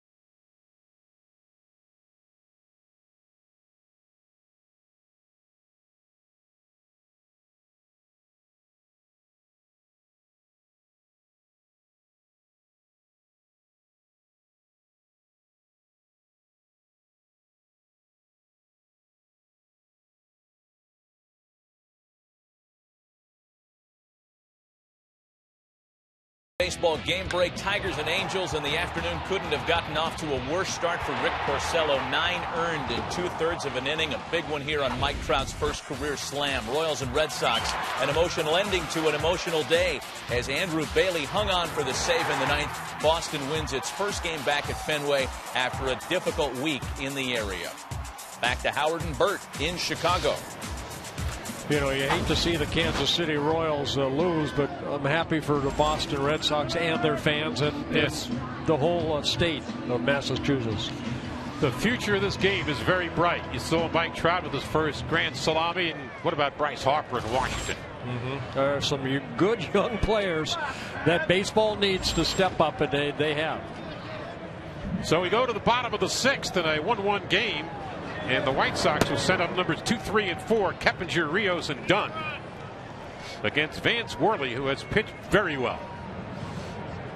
Yeah, Keppinger really got robbed of a base hit in his last at bat when Flowers at first base. He hit a line drive to center that we showed you that Hicks kind of deked Flowers, and Flowers not the quickest, of a catcher. He got stuck between first and second, and Hicks threw that ball to second base for the force out. You do not see that often, an 8-4 put out. And Keppinger has also flashed some great glove today as well. Popped up, straight back. Not close enough to Bert to reach out and try to grab the foul pop. You got to get one of those nets. I need a mitt up here. Yeah, you mentioned Keppinger, a lot of different clubs, 7 different major league clubs that Keppinger has played for. The guy does not strike out. Always makes contact. Shot to third. Kloof makes the play.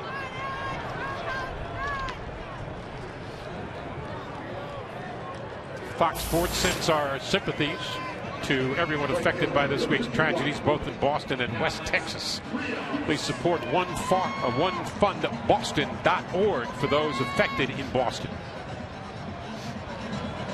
Going back to Keppinger, one more thing. He had only struck out 173 times in almost 25 plate appearances at the major league level. So the guy puts the ball in play. Alex Rios, a walk and a ground out so far. Rios came in amongst the league leaders in several offensive categories. Well, let's take a look at Vance Worley. Last inning I talked about Rick Anderson, the pitching coach, working with him and looking at old film on what they could do to get him back to getting that sinker down. Now, he's been getting some ground ball outs, and the biggest thing for Worley and what they're looking for out of the whole staff is consistency. Something that the Twin staff has not had a lot of over the last couple years. So just a little mechanical thing, step back, over to the side, a little higher leg kick. Pitch wide. Let's take a look at it right here. He steps off to the side, balance point. That's right there. That's the balance point. And they say he wasn't bringing up that left knee very far, so gives it a little more opportunity. Rios sends it back to the warning track, and Willingham flags it down. You know, that breeze is blowing in from left field. That may have kept the ball in the ballpark. Rios gave it a ride, and the ball kind of hung up there, allowed Willingham to get underneath it for the second out.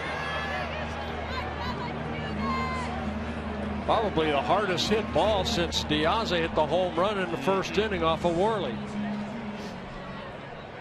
So in steps Adam Dunn, who has struck out 22 times so far this year, twice in this game. It lifts this one high in the air and straight back. I think I need my glove on that one. That's a little closer to my side of the booth. A little closer. Never had great hands. Adam Dunn 0 for his last 27. The longest, actually ties the longest drought of his career. Why, you know what? When you get Adam Dunn, and he's kind of, his career's been that way, he can carry a ball club, and then he can strike out a lot. He has that uppercut swing that you saw right there. 41 home runs last year for the White Sox. Even though he hit 204, he still drove in 96 runs. He is built like a tight end or a defensive end in football. That's 6'6", 285. Here's the 0-2. This is the outside corner. Worley thought he got him. Yeah, you can use the word monster for Adam Dunn. He's a big man. And again, when he makes contact, it goes a long way. Yeah, chances are you don't find it. No. So we reset. Here's the 0-2 from Worley. This is hit on the ground out to second. They played the shift against him, and the shift works as they throw him out. Fox Saturday Baseball will return to Chicago after a word from your local Fox station.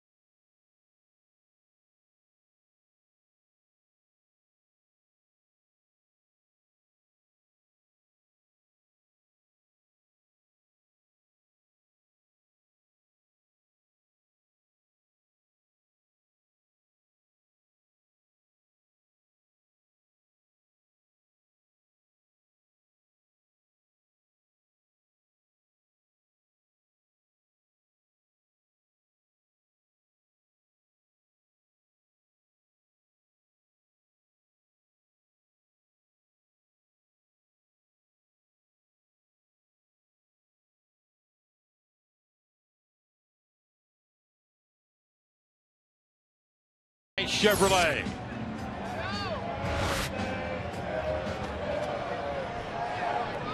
Top of the order for Minnesota, Brian Dozier, who has gotten a couple of hits off of Jake Peavy. Yeah, base hit between third and short. Then in the 5th inning, he bunted down that third baseline, got an infield base hit. High and tight to Dozier. Got some activity in the Chicago White Sox bullpen. Donnie Veal starting to heat up. Yeah, 95 pitches for Peavy coming into his 7th inning of work. That's up high, and the count goes 2-0. You know, in today's game, Howard, if you can get 7 innings out of your starter, that's kind of like a complete game in today's game, and that's what Peavy's trying to do for the 2nd straight time. In there for a strike, 2-1.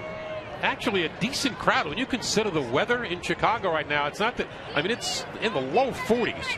22,417. Not bad. Well, they love their baseball here in Chicago. It's a great sports town. There's no two ways about it. The Blackhawks in hockey had a tremendous string early in the year. They're going to the playoffs. Chicago Bulls are in the playoffs. The White Sox trying to get back to the postseason. Just missed the outside corner, and the fans wanted that, and so did Peavy. Well, the way C.B. Buckner has been calling strikes this afternoon as an umpire behind home plate, you would think that was a strike. We'll pick on the umps now. Here's the full count. Swung on and missed. Strike 3. And Peavy picks up his 8th strikeout, his first strikeout since the 4th inning.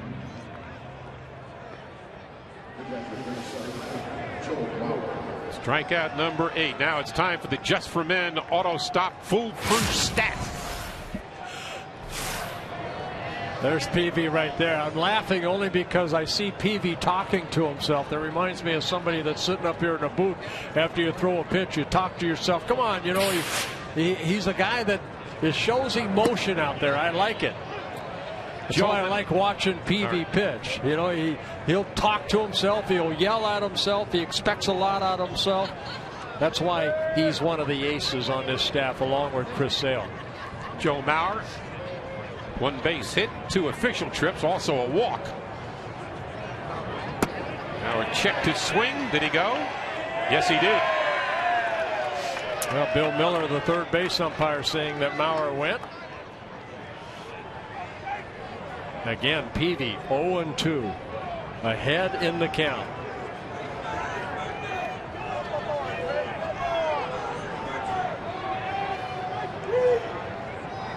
Peavy way out in front, 0-2. The pitch low.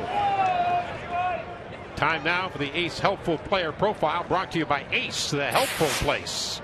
Well, Joe Mauer coming into the ballgame, a 9-game hitting streak. He added to that with a base in his first at bat. Back-to-back 4-hit games on Monday and Tuesday, the last time the Twins played. Those games against the Angels. And it doesn't matter who he plays against. He has great career numbers against everybody. Well, Jake Peavy almost lost his toes on the rocket through the middle, but hit by Mauer. That was on an 0-2 pitch. Wow, this is what good hitters do. You saw Joe foul off a pitch, and then Peavy comes in with a sinker. Good pitch. But Mauer, again, getting good wood on it. He keeps that head down, watches that ball almost make contact with the bat, and gets his second hit. So Josh Willingham will step in. He's got a base hit today in 2 official trips. He's also walked.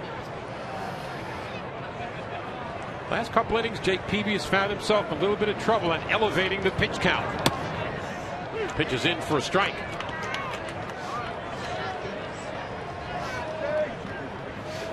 You see the pitch count at 106 now. Well, I hope he doesn't blow up.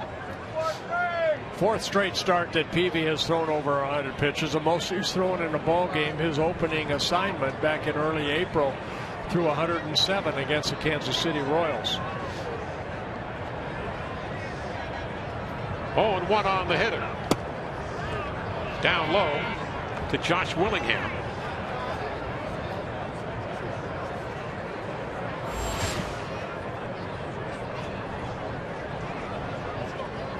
.69 strikes. Good strike to ball ratio, 2-1. Count even at the ball on the strike. Mauer leads off first. Foul back and out of play. Matt Lindstrom now joins Veal in the White Sox bullpen. Well, one thing that early on, both these clubs have very good bullpens. The Twins hitters today 1 for 10 with men on base. So only hit was by Willingham.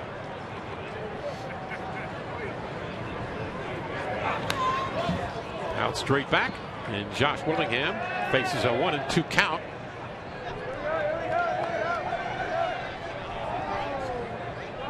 The true value of a hitter. Can you deliver with men in scoring position? They don't have it now, but Mauer is on first. Well, when a club is playing well, of course they will do very well. When they struggle, you'll notice that's one stat that clubs struggle with, is getting the big hit in situations with runners in scoring position.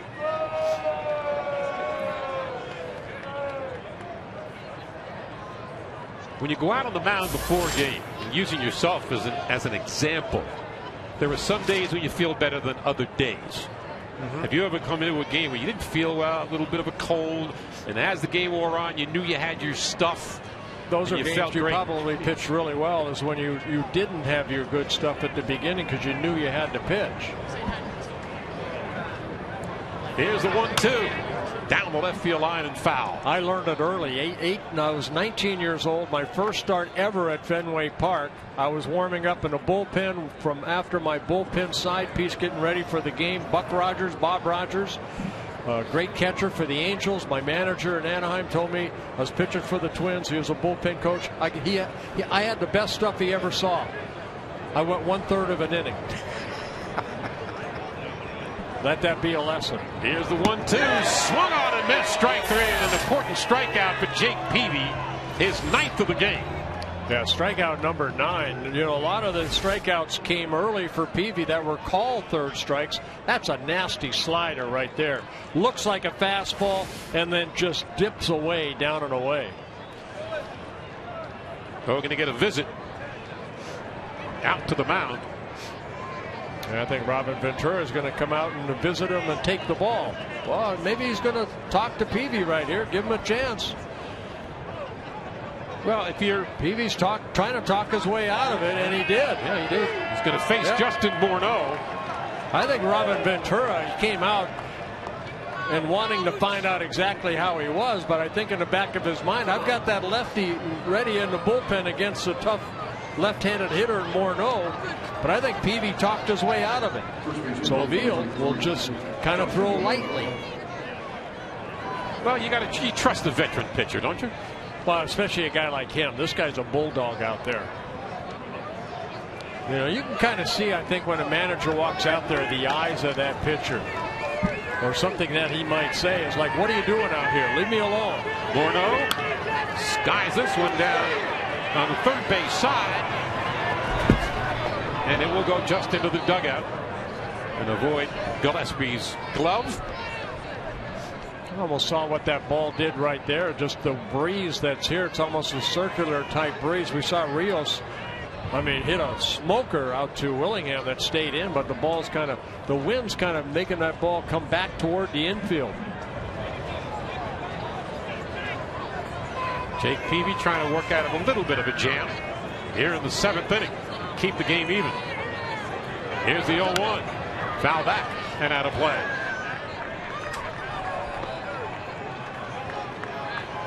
Jake Peavy, a 19-game winner when he won the Cy Young in 07. He was masterful. An ERA of 2.34. 34 starts in that year. No complete games, though. I'd have to say Trevor Hoffman probably helped him out quite a lot that year. Peavy had Morneau swinging. He's ahead of 0-2. Now, is there a clock that went off in your head? You're ahead 0-2 on the hitter. Maybe I could waste one here. No, I never minded giving up a hit 0-2. As long as I had in my mind I'm attacking the strike zone. That right there, he tried to go up the ladder with Justin, and you just fouled it straight back. Here's the pitch. Swung on and foul tipped at the plate by Morneau. You do not like giving up hits 0-2, but I don't want to start aiming and all of a sudden I get the count to 3-2.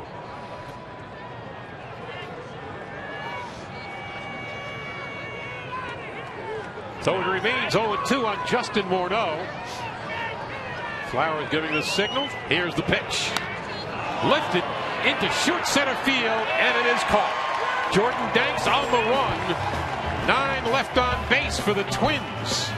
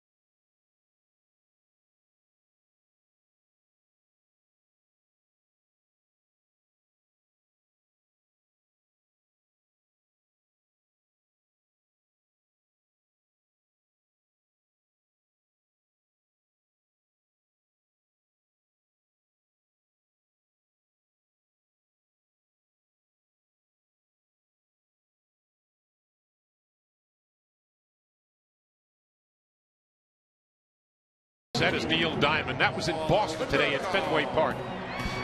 That was in Boston today, but we are here now in Chicago with you hearing Neil Diamond's voice, who made the hit with Sweet Caroline. Touching me, touching me.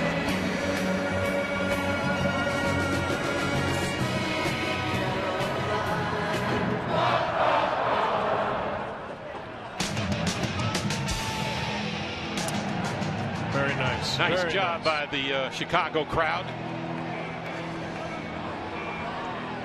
The only thing that was a little unnerving to me was Neil Diamond was born in Brooklyn and he was wearing a Boston Red Sox hat.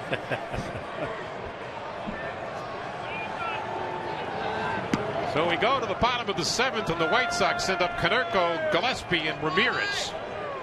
Konerko 0 for 2 so far in the ball game. Yeah, Peavy with 117 pitches, so his afternoon is probably done, and Vance Worley would like to match that. Konerko hits that ball foul. Worley now at 91 pitches, starting his longest outing as a Minnesota Twin. He went 6 innings in his opening day start, which was the opening day for the Twins, opening day starter for the Twins. He lost that ball game 4-2 to Justin Verlander, but he went 6 very good innings. Konerko with the distinction of hitting a home run in 5 consecutive games. He did that 2 years ago. And he has a place in Sox history because of that, which I'll elaborate after this pitch. And this is hit in the air to right field. It drops in front for a base hit.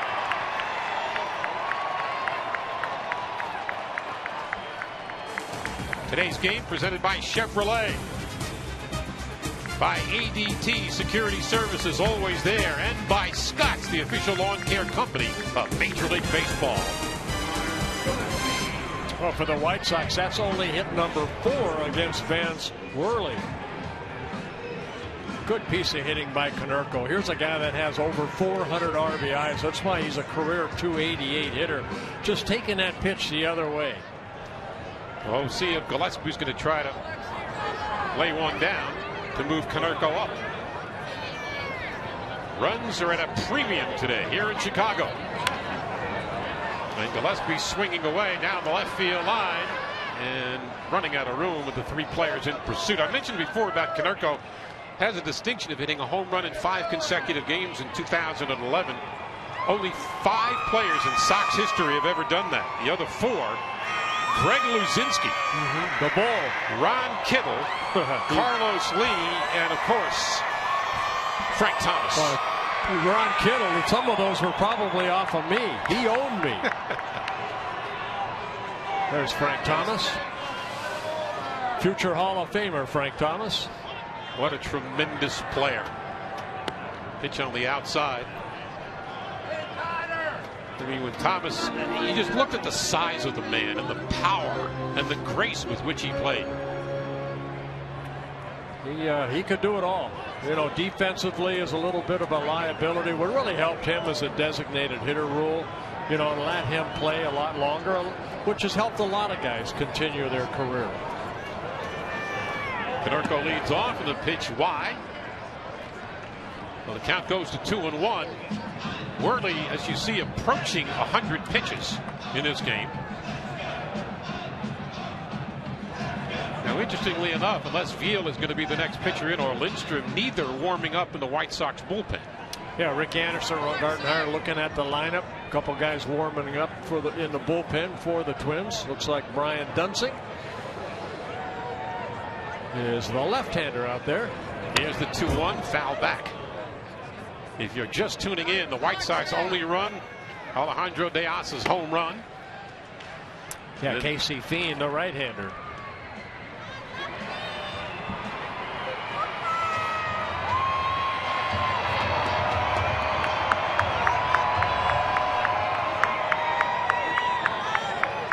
Konerko inches off first base. He doesn't take a big lead anyway. Pitch is in for a strike, and Gillespie gets punched out. Well, I think both 3 starters, if you've been watching Worley and Peavy, both have that fastball that will come back over the plate. You see the movement right there. And C.B. Buckner gets another opportunity to ring somebody up. For Worley, that's strikeout number 7. So Ron Gottenheimer looking on as Alexi Ramirez steps in for Chicago.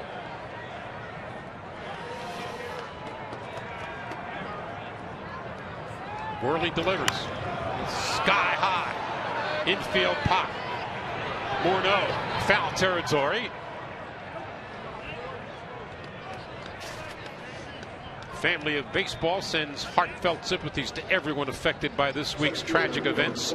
Support onefundboston.org as they help those affected by the recent tragedy in Boston. A great city. Spent 4 years, lived up there for 4 years in Boston. Beautiful city. A great historic city and some of the greatest Italian food in history. In the North End. 2 out on the outside to Ramirez. Ramirez with a little bit of pop in his bat. Oh, this is Danks. I stand correct. Ramirez is the one that just popped out. Jordan Danks. This will be pitch number 100 for Vance Worley. Worley threw 101 pitches in that outing against Detroit on opening day.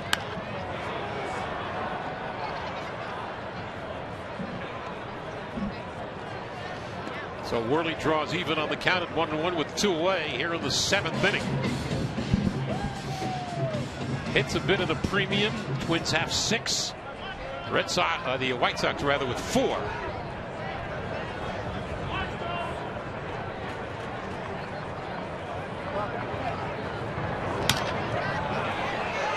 Infield and over the shoulder attempt by Worley, and he's unable to handle it.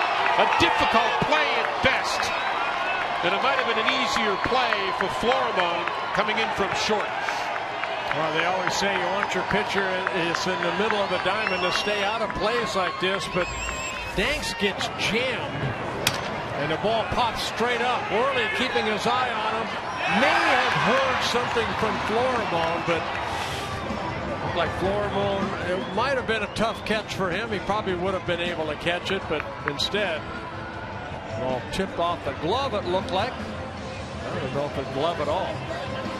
Well, it was a poor replica of Willie Mays' great catch in 1954 in the World Series. And Jordan Danks gets an infield base hit with that swing. Well, that's the shortest hit in his major league career. That's for certain. Well, you know, Rick Anderson, the pitching coach, went out just like Robin Ventura, the manager, went out to talk to Jake Peavy in the top of the inning. How are you doing? This time it's Rick Anderson. And they're going to give Worley an opportunity to get through this inning. There are 2 outs with a couple runners on. And light hitting Tyler Flowers stepping in.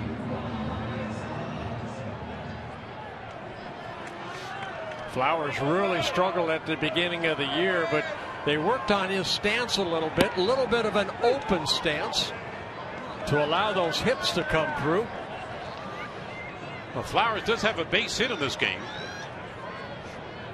1 of 5 for the White Sox. See, the feet are a little bit closer together and a little open stance. They felt he was locking himself in a little bit. So Worley goes way out in front, 0-2.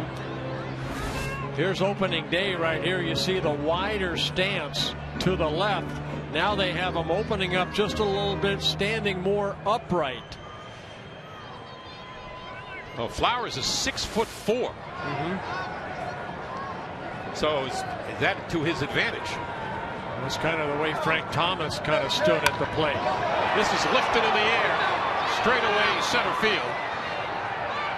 And Hicks gloves it to put the inning over for the Chicago White Sox. They come up empty, lead 2 on in the 7th.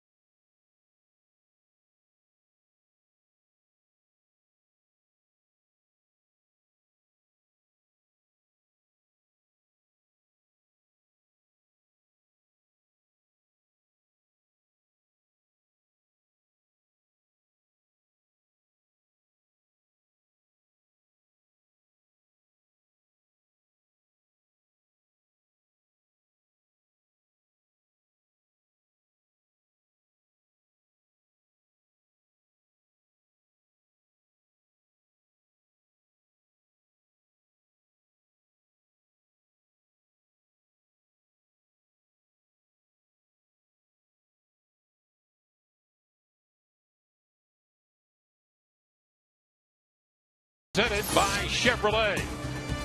Howard David, Bert Blyleven here in Chicago in a 1-1 ball game. And the White Sox have a new pitcher. Matt Lindstrom steps in, right-handed pitcher, who picked up his first win on Tuesday in Toronto. He faces Chris Parmelee. Yeah, outstanding number so far for Lindstrom, making his 8th appearance. 7 2/3 innings, 3 hits, no walks with 6 strikeouts in his first season with the White Sox. Last year with the Orioles and the Arizona Diamondbacks. Parmelee fouled down the right field line. Lindstrom is working on a scoreless streak of 7 2/3 to start his White Sox career over the course of 2 seasons. He's got a streak of 12 1/3 scoreless innings. Well, Lindstrom with that fastball, very good fastball, hard slider. He'll throw a split finger. And there's that hard breaking ball right there. That may have been the splitter. Well, bullpen has been outstanding. You can see the combined 1.74 ERA. That's best in the American League. And the Twins bullpen right behind him. Pitches in for a strike. Jake Peavy was tough on the Twins. He got into a couple of jams, but found his way out. Yeah, I mean, 117 pitches, of course, a season high, but 4 walks, 9 strikeouts for Peavy. Both starters pitched outstanding. 7 innings of Peavy, 6 hits, 4 walks, and as Bert mentioned, 9 strikeouts. Veal up again. And now Nate Jones, the right-hander, getting up. Here's the 3-2. Fouled away. And yet the Twins bullpen remains quiet. Well, maybe now they're just starting to get some action now in the Twins bullpen. We'll follow that. Yeah, I would imagine Vance Worley this afternoon has done 104 pitches, 7 very good innings. It's like Jared Burton, yeah. Yep. Full count of Parmelee. And did he go? No, he did not. He is going to go to the first base for a walk. And the first walk of the season for Lindstrom. Tonight, the UFC returns to Fox as lightweight champion Benson Henderson puts his title on the line against top contender Gilbert Melendez, highlighting a full night of epic fights. Henderson versus Melendez for the lightweight title. Fox UFC Saturday is live and free tonight, beginning at 8 o'clock Eastern.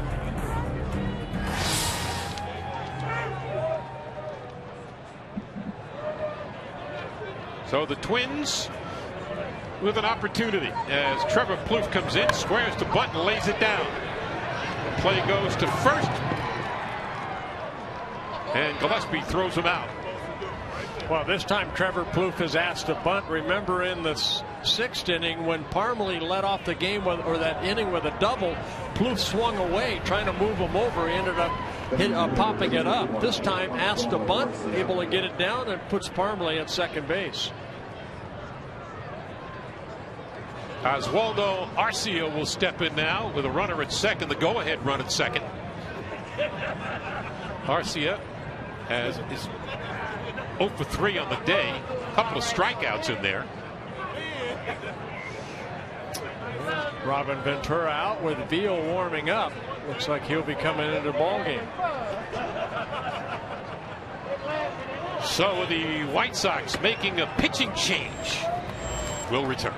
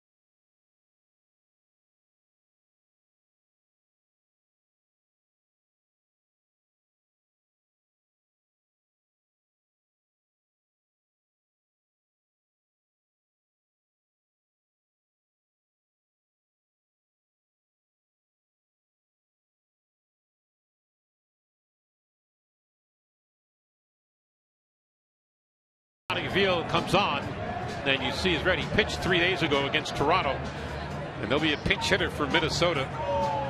Ryan Domit will come in to pinch hit for Arcia, who was called back to the dugout to counteract the left-handed pitcher. Yeah, Donnie Veal went through that Tommy John surgery in 2010. He's just kind of coming back from it. Last year had a pretty good year in the White Sox organization.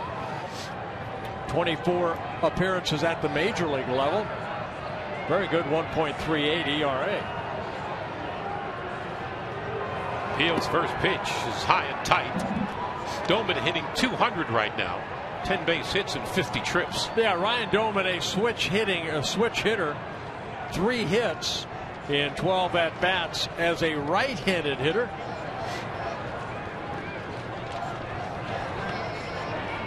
He went. No, the first base umpire said no. Well, that had me reaching.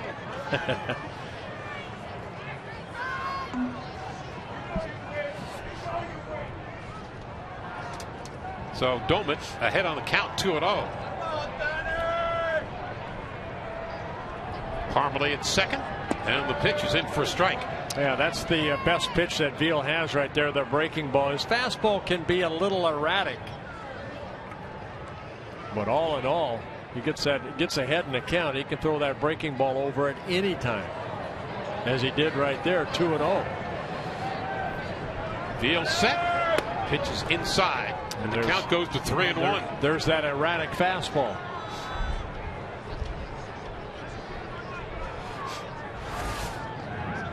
See the fastball run inside, might have been a little cutter.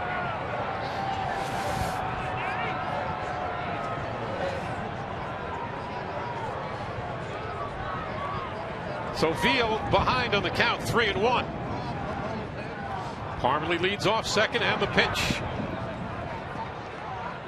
That'll draw a walk for Ryan Domit as a pinch hitter and leaves runners at first and second, and only 1 out for the Minnesota Twins. Robin Ventura on his way out to the mound again. Well, he had Jones warming up, so Veal came in to face one batter, and it'll be Nate Jones coming in. So things are starting to heat up a little bit here in the 8th inning. Boucher bringing it to the booth.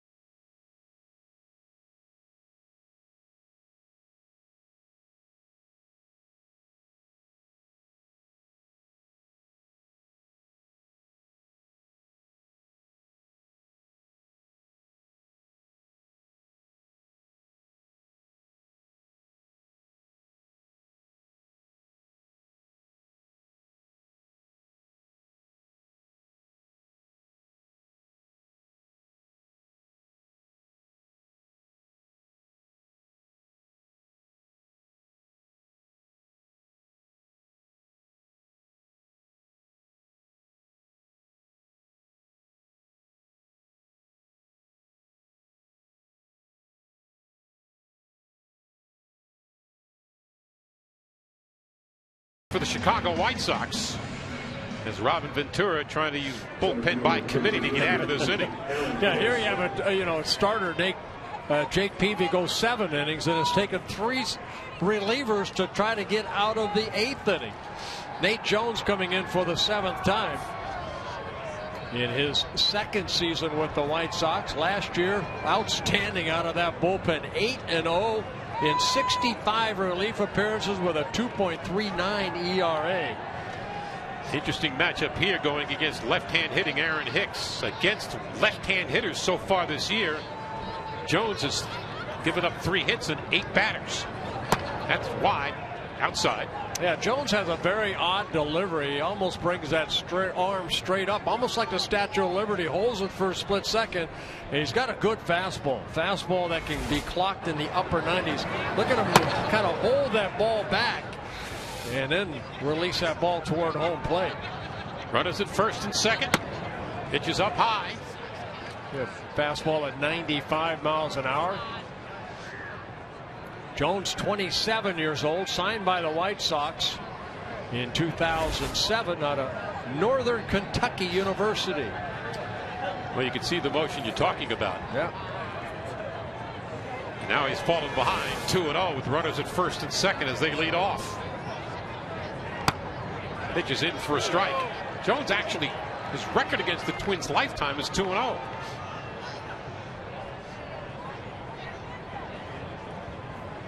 Well, what a rookie season he had again last year. 65 relief appearances. Did not lose a ball game out of that bullpen. 8-0. And he's up against a hitter that has been struggling in this his rookie season.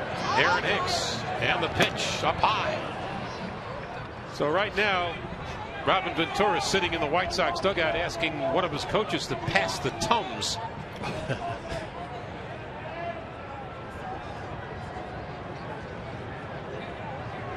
Well, Hicks should get a fastball here. A little harder to see now with the center fielder in daylight and home plate in the shade. There's a strike. Hicks taking all the way. The count goes full. You see that as that sun sets here at U.S. Cellular Field.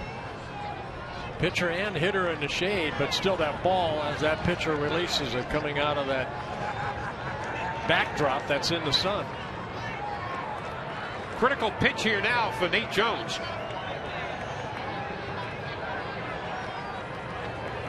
He is ready and delivers, and it's inside. The sacks are full of Twins. Wow, and all because of base on balls. Lindstrom led off this inning by walking Parmelee. Then Donnie Veal came in. He walked the batter, and now Nate Jones walks the batter.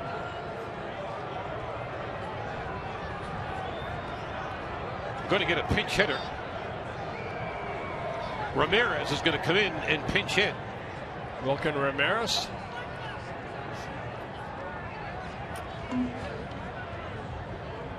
So he pinch hits for Florimon.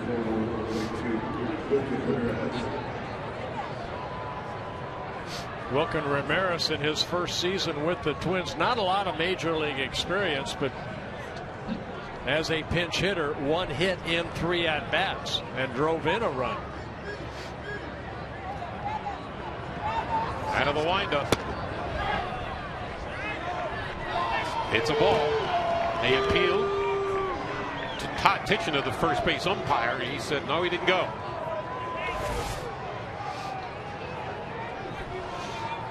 And I think that's the right call. Yep, very close. In a tie game here in the top of the 8th inning, and the bases are loaded for Minnesota. Here's the pitch. This time it's a strike.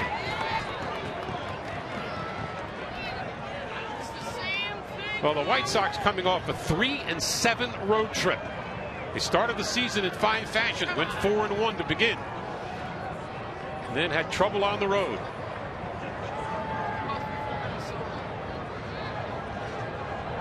One and one. Pitch outside to Ramirez. Boy, not even close right there. Jones kind of all over the place. Of course, these two teams in the Central Division, they will face each other 19 times this year. And last year, of course, now with the the uneven, or the 15 teams in the American League, 15 in the National League, the unbalanced schedule, That's a lot of times to see the same team. Last year it was the White Sox that controlled the Twins. They won 14 of the 18 meetings. But they lost 12 of 18 to Detroit and Kansas City. So Nate Jones behind 2-1 on Ramirez. Hitch hit. Hey, great play. Force it home. What a play by Conor Gillaspie. That is a Robin Ventura type play right there. That ball looked like it was going to be trouble down that left field line. Look where Gillespie's playing him off the line and leaped for it.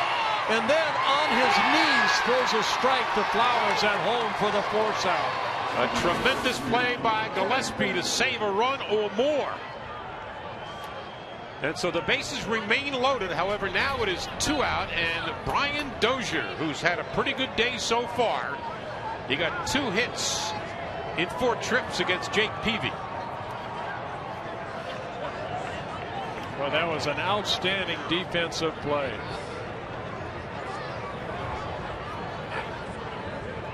Well, Jones will work out of the set. And Dozier, pretty tough out today. Looks at a strike. Well, the Twins have had their problems getting men in with a lot of base runners. I think they're 1 for 11 with men on base. Already they have left 9 left on base, and the pitch. It's hit down the right field line over in foul territory. Gonna get a chase and a one-hand grab made by Paul Konerko. Great play at third, great play at first, and the White Sox are out of the inning.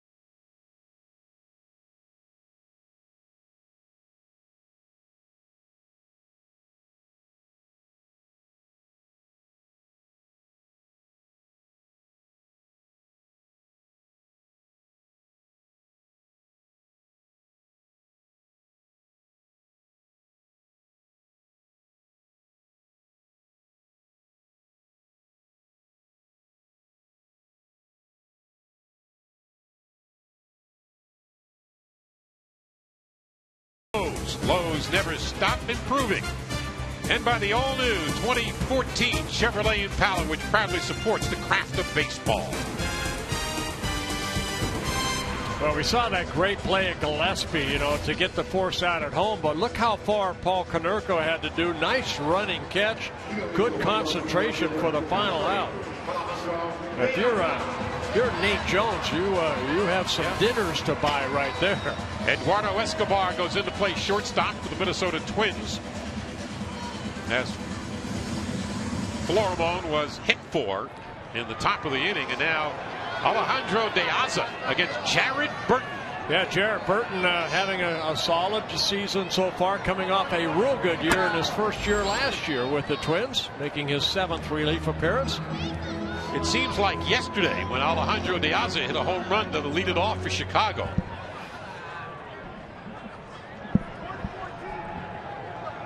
So now Burton is charged with the responsibility to keep this game even. On the outside corner, strike 2. Let's go back to the first inning. The first hitter that Vance Worley faced, it was De Aza, and he gave the White Sox an early 1-0 lead in the bottom of the first inning. Twins tied it in the top of the third, and that's where we're at. So now Burton ahead 0-2. And De Aza swings and misses. Actually, it was dropped at the plate, but the tag out and the routine play. So 1 up, 1 down for Burton and the Twins.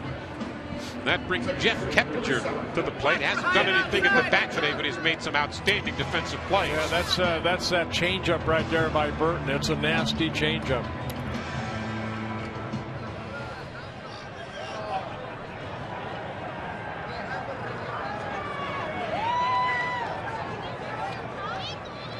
Keppinger with that wide open stance takes it inside for a ball. Worley 7 innings, 5 hits, 1 run, walked 2, and struck out 7.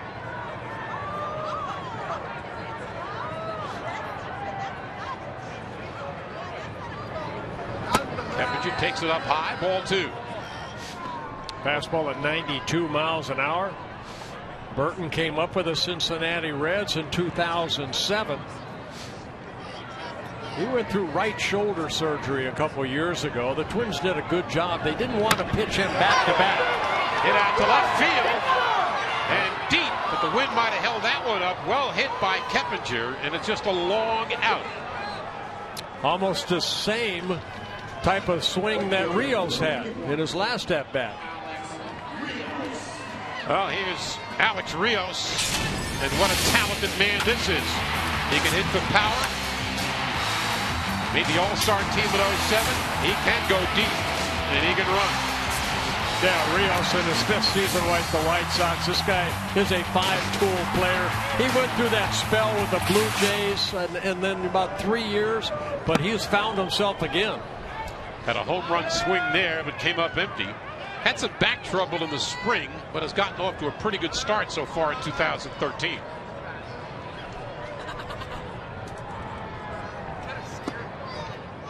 Looks at that one outside, and the count is even on the ball and a strike. Looking ahead to the top of the 9th for Minnesota, the heart of their order, their power people, Mauer, Willingham, Morneau. 2-1 on Alex Rios. A big man at 6'5", 210 pounds, 32 years old, from Puerto Rico.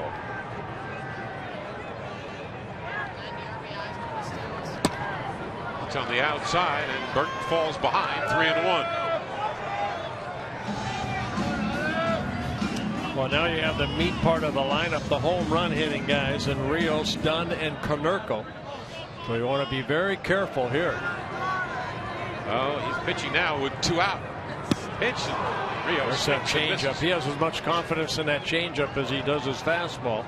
Fastball situation, of course, Rios looking fastball, and he pulled the string on him. Rios way out front. So now he leaves Rios guessing now. Counted full at 3-2. He looks it right down the pipe. Strike 3, and Rios is out. We go to the top of the 9th coming up.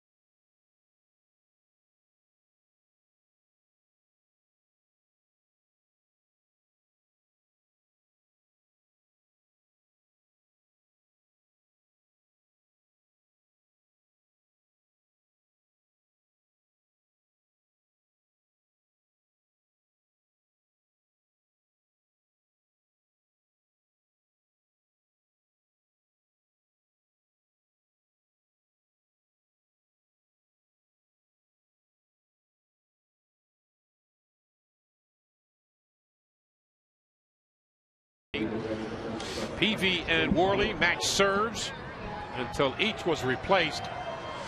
Piazza led it off with a home run for Chicago, but since then the White Sox have been blanked. Yeah, if you're a fan of a good pitch game, both starters pitched outstanding. Now the bullpen. Jesse Crain, the fourth reliever used already by Robin Ventura. Crain in his 8th start, or 8th appearance of the year. Former Twin. Spent 7 seasons with the Minnesota Twins from 2004 to 2010 in his 3rd season with the White Sox. Mauer looks at one inside. Crain had a distinction about 8 days ago against Cleveland. He reached his 500th appearance in 500 innings pitched and 400 strikeouts, all in the same day. And a distinction of being 6th all time amongst Canadian-born pitchers in terms of games pitched in.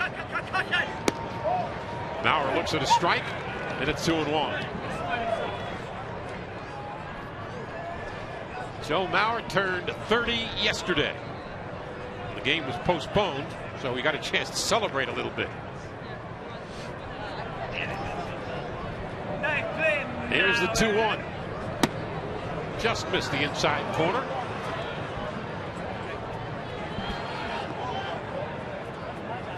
Well, Crain, 31 years old. Played his college ball out of the University of Houston. Signed by the Twins in 2002, their number 2 pick. 3-1 is too low, and the walks continue to haunt the White Sox pitching in relief. Yeah, all 4 relievers that have come into the ballgame so far, Lindstrom, Veal, Jones, and now Crain, have walked a batter, the first batter they faced.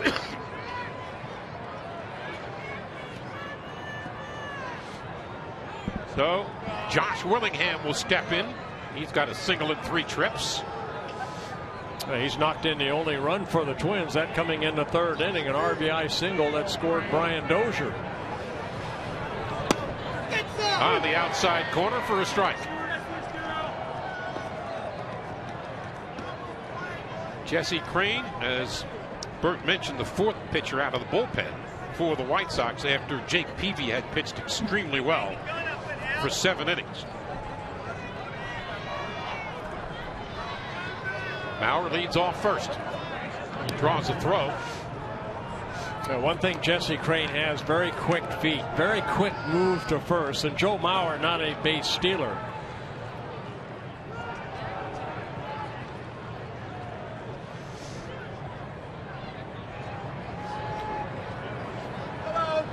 Crain set.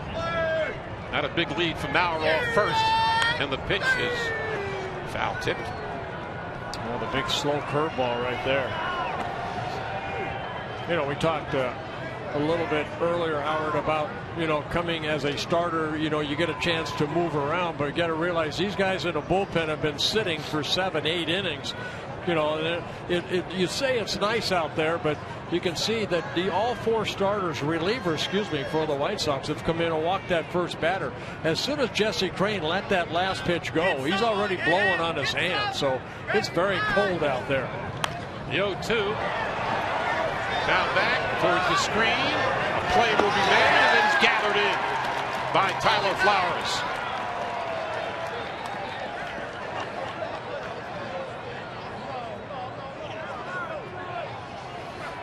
And Ventura getting some exercise today. Is coming out to the mound. You know, they have a very good bullpen, but I think he's going to use everybody here in a couple innings. I believe that's Matt Thornton that's warming up out there. So he's calling for the lefty. And Robin Ventura getting most out of his bullpen today.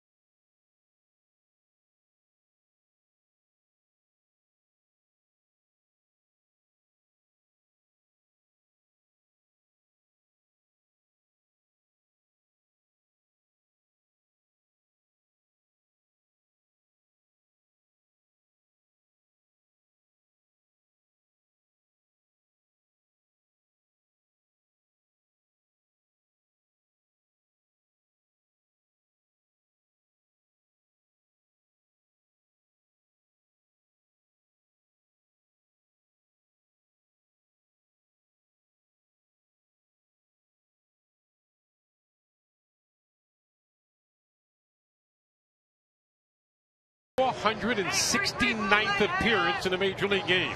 Yeah, making his 7th appearance on the year. No record, an ERA at 4.5. 2 lefties coming up with 1 out here in the top of the 9th inning in Morneau and Parmalee.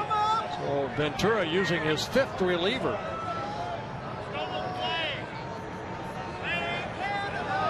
And the pitch fouled off. And if I'm a betting man, I would have to say that Matt Thornton, there's a good chance he's going to walk Justin Morneau right here. Every reliever, all 4 relievers that have come in have walked the first batter. Want to hedge the bet. Morneau has not had success against Thornton, hitting 167 career.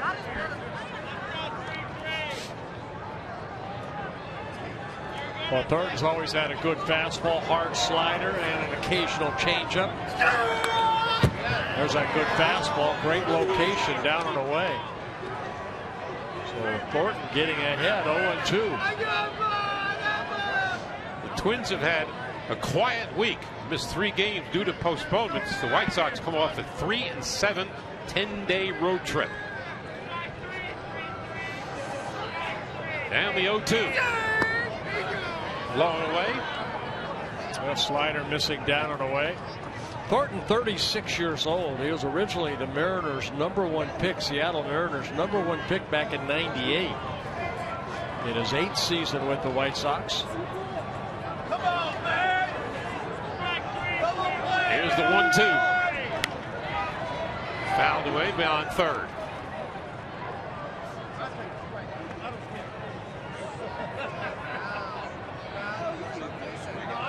Thornton, you can see no sleeves. He grew up in Michigan. He's used to this type of weather, I guess. Oh, so are you, supposedly. No, I was born in Holland. I live in Florida. And the pitch. Lofted in the air to left field. De Aza puts it away, and that's the second out. So that will bring Chris Parmalee to the plate. He is 1 for 3. He has the Twins' only extra base hit with a double in the 6th inning. See the lineup card for the White Sox.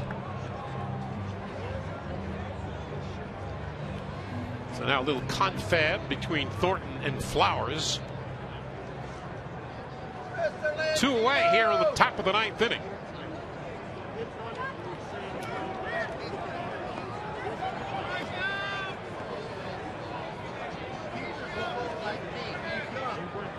Looking ahead to the bottom of the 9th, the White Sox will have numbers 4, 5, and 6, Dunn, Konerko, and Gillespie. But first things first, and that hit him. Ouch. That got right on the hands, Parmalee, on a cold day. Might have caught him on the elbow on the right, on his right elbow. Not sure. Yeah, a lot of players wore that pad on that elbow that exposed to that pitcher. And Parmalee, he does not have that pad right off that elbow area. Boy, that's got to be smart on a cold day. Oh, yeah. You felt his pain. Yes. So they're looking after him now.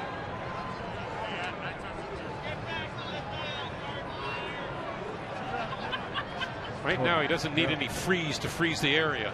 Tony Leo, one of the trainers, out to see if he's all right, and Parmalee says he's fine. So Trevor Plouffe will come to the plate against the lefty throwing Thornton. I guess instead of walking somebody, Thornton just said, to heck with that, I'll hit somebody. And he hit him with a 94-mile-an-hour fastball.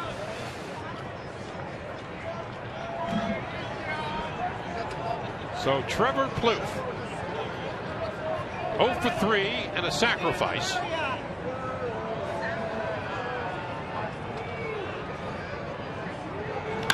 Hit on the ground out to second base. Keppinger gobbles it up and throws him out. So the White Sox with a chance to win it in the bottom of the 9th. Coming up straight ahead.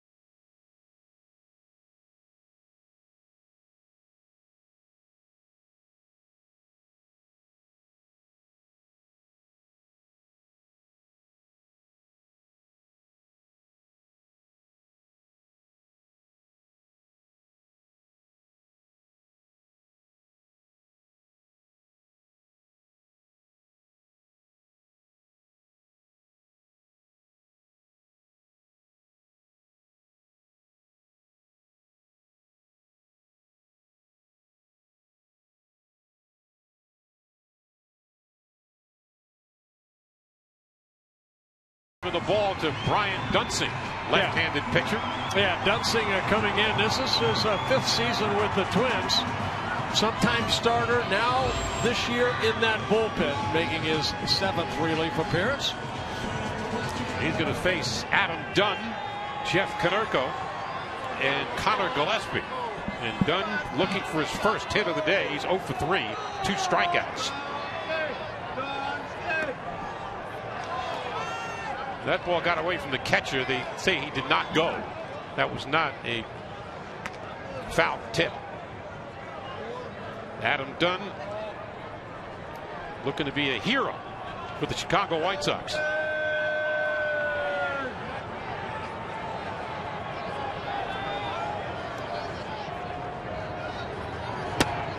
Catches the inside corner, counts even to the ball and a strike. Yeah, the breaking ball right there at Duensing has a fastball, quicker breaking ball, almost like a slider. That last one, the curveball. Well, you see what Dunn has faced. The longest drought of his career, 0 for his last 28. Swings and fouls it back. When you've been as accomplished, particularly from the power point of view, as Adam Dunn has, this wears on you.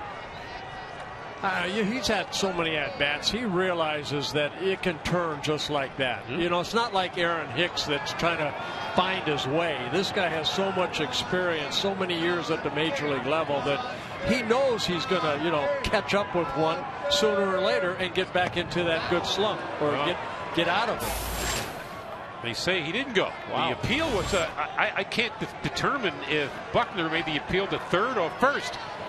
He never appealed. He called it. He called it. Yeah, it sure looked like, our angle that he went. So Duensing comes in and picks up a strikeout. This on that hard slider, the harder breaking ball. Yeah, and I guess C.B. Buckner saying that he win.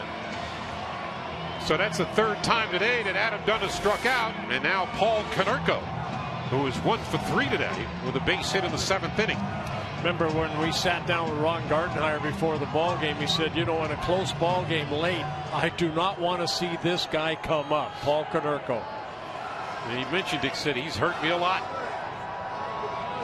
48 career home runs against the Twins over his career. Pitches cross for a strike.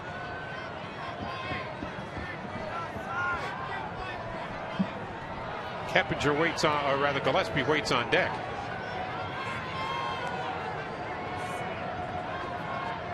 So Duensing ready to go. Here's the 0-1. Misses the outside corner. Paul Konerko, 37 years of age, from Providence, Rhode Island. The team captain of the Chicago White Sox. And as solid a Major League pro as you'll find. 6-time All-Star.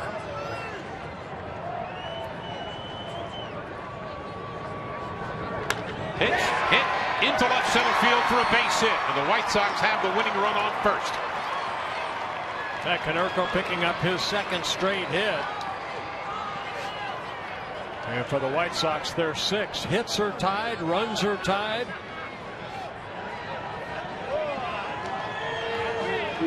And we're going to get a pinch runner. Tyler Green is going to run for Konerko.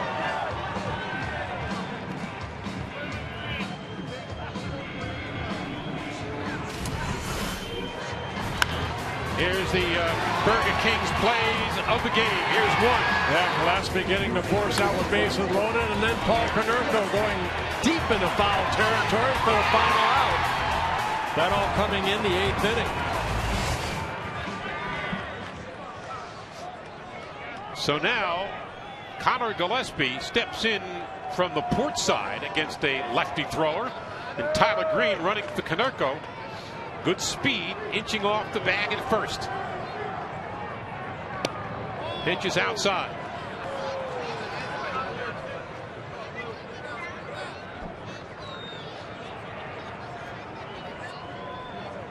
Gillespie has struck out twice and grounded out in between. Yeah, Tyler Green, 58 career stolen bases, been caught 28 times. Actually, that first time he kind of went back to first base as Duensing lifted that right leg up. And the pitch hit down the right field line, but foul.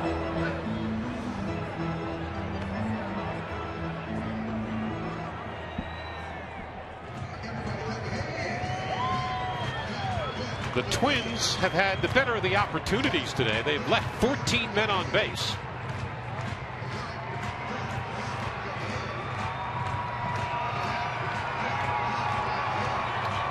Count even at a ball and a strike to Conor Gillespie, who made one tremendous. You saw the play just a moment ago that he made behind third and on his knees threw the runner out at home on a force play. And now he'd like to chip in more with his bat in a critical situation.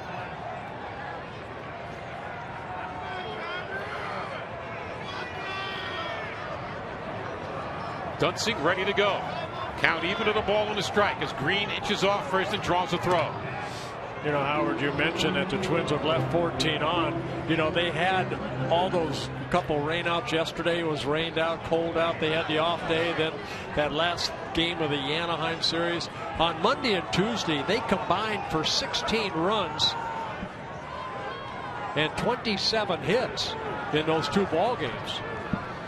But I think Jake Pavey had a lot to say about the offense today for the Twins. He shut them down. So Dunsing keeping his eye on Green. Do you dare send him? Well, you know, I'm watching Green as he's leading off. Every time Dunsing lifts that right leg, he heads back to first. So he does not really have a good feel of what Dunsing's going to do. This one comes to the plate and hit in the air in left field, drifting over along the left field line is Willingham in foul territory. Did he hold on to it? I don't think so. Yes, he did. Oh, he made did. the catch. Great play by Willingham on the run. Again, we've seen that ball go down that left field line and kind of drift toward foul territory. Willingham looked like this ball was going to stay fair, and then he had to kind of kick it in at the last second and right against the railing. Makes a nice catch. Well, we've seen a few flashes of leather here today on both sides. And Dunsing is through. He got the job done, and now Fine comes in. Casey Fine will come in, a right-handed pitcher for the Minnesota Twins.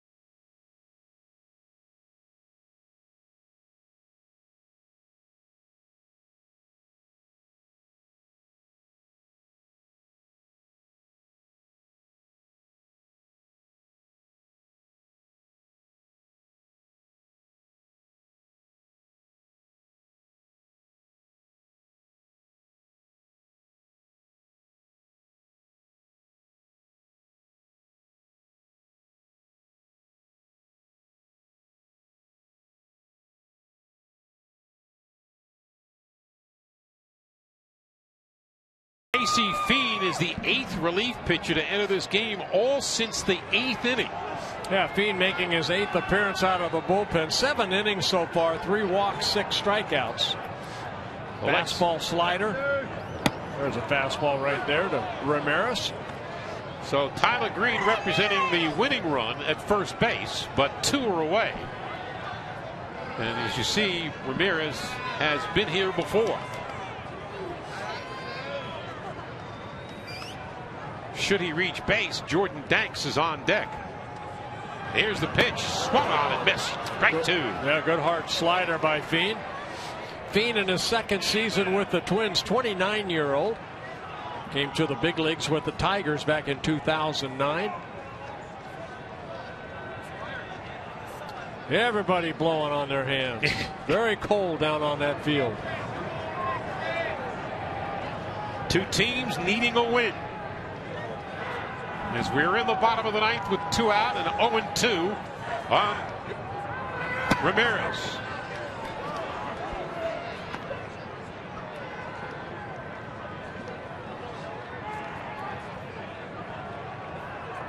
Ramirez, who finished up runner-up for Rookie of the Year honors to Evan Longoria. Currently living in Miami. And you can understand why he might be a little chilly right now.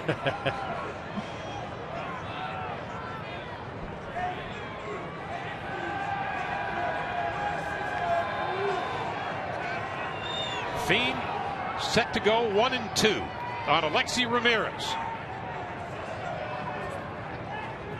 The runner's going, swung on and missed. Strike 3. The inning's over. So Fein gets the job done as we have completed 9 innings.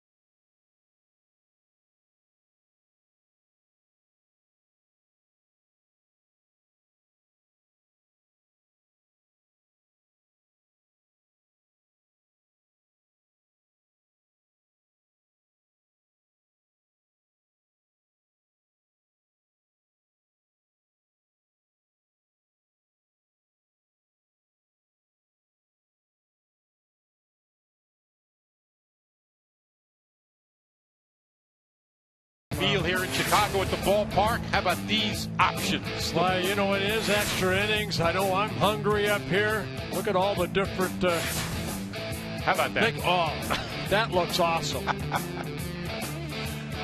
think you mentioned the word Tums. No, I mentioned that will put a snap earlier. That'll put a snap in your trunks. Trust me. Well, we're going to get another relief pitcher. I like that. Look at that. Cool. That looks good. Little sausage. Yeah, Hector Santiago coming in. The 6th different pitcher after Jake Peavy left after 7 innings. Here we are in the 10th inning. Found straight back. Well, Santiago against American League hitters, they're hitting .037 against him. And there's some defensive changes too. Tyler Green, who went in to run for Konerko, takes over at second base, and Jeff Keppinger goes to first. It just misses the strike zone. There you see Keppinger, who has had some good defensive play so far and very versatile. I mean, he could play about anywhere on the infield. Santiago, hard throwing left-hander, finds the inside corner. Ryan Doumit in his second at bat. He pinch hit in the 8th inning and walked. That walk coming against Nate Jones. Now the 2-2 and hit down the left field line, but foul.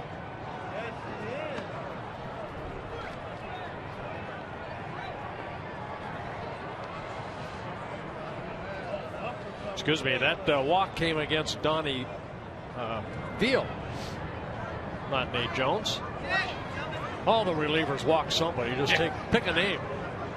Pitch hit down the left field line. Curving it is fair. Doumit on his way to second. As Diasa tosses it into the infield, and the Twins have a leadoff double here in the top of the 10th inning.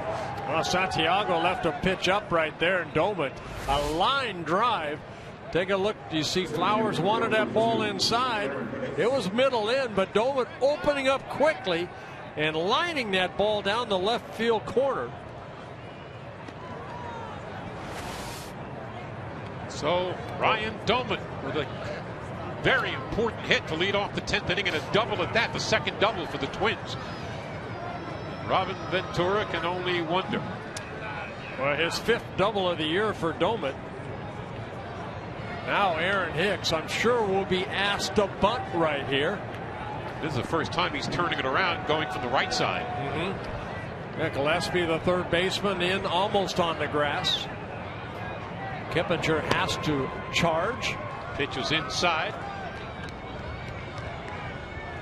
Hicks, you see the struggles he's had offensively. The Twins are 1 for 11 with men in scoring position and 1 for 17 with men on base.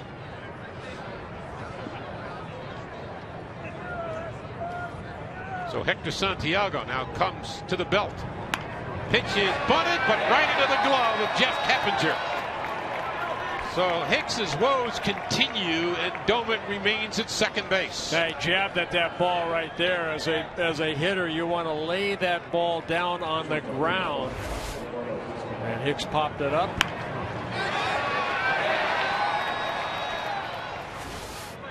So Eduardo Escobar, who went in to run, went into the defensive purposes, now comes up to bat for the first time. Escobar, a former Chicago White Sox, getting an opportunity to maybe have an opportunity to beat his former teammates here. Came over in the Francisco Liriano trade last year to the Twins. So the White Sox get a little bit of help with Aaron Hicks unable to keep the ball on the ground in a bunting situation. Santiago now with 1 out to his credit, behind 1-0 on the hitter. Escobar down the pitch inside.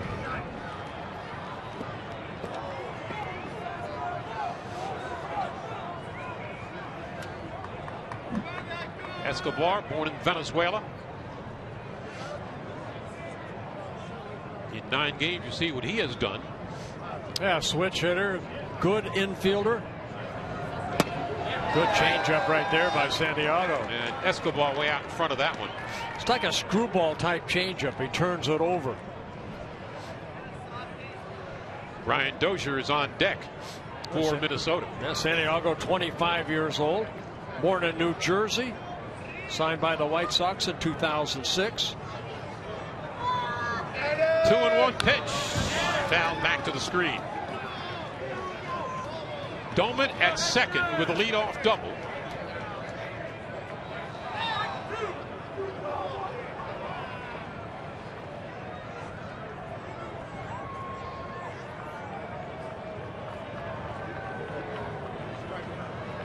A lot of chilly people here.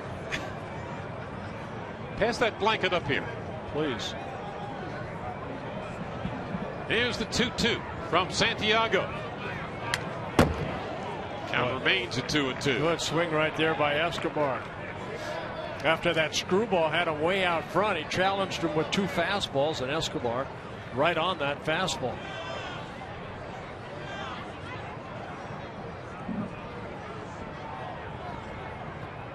He's got other thoughts on his mind, like, Daddy, when are we going home?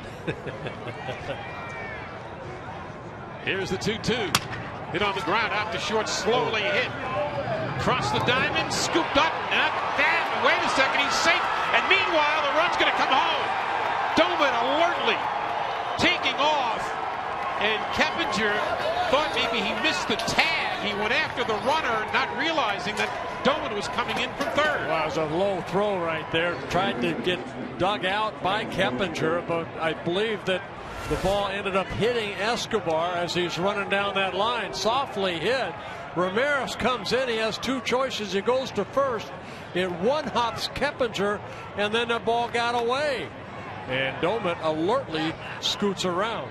It's considered E6 on the throw and no RBI, but doesn't matter really to Ron Gardenhire. As you see that ball hitting Escobar right in the buttocks and then going up that first baseline.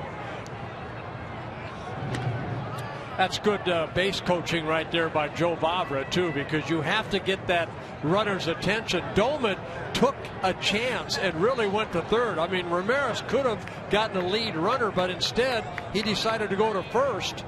And the ball short hopped Keppinger for the error.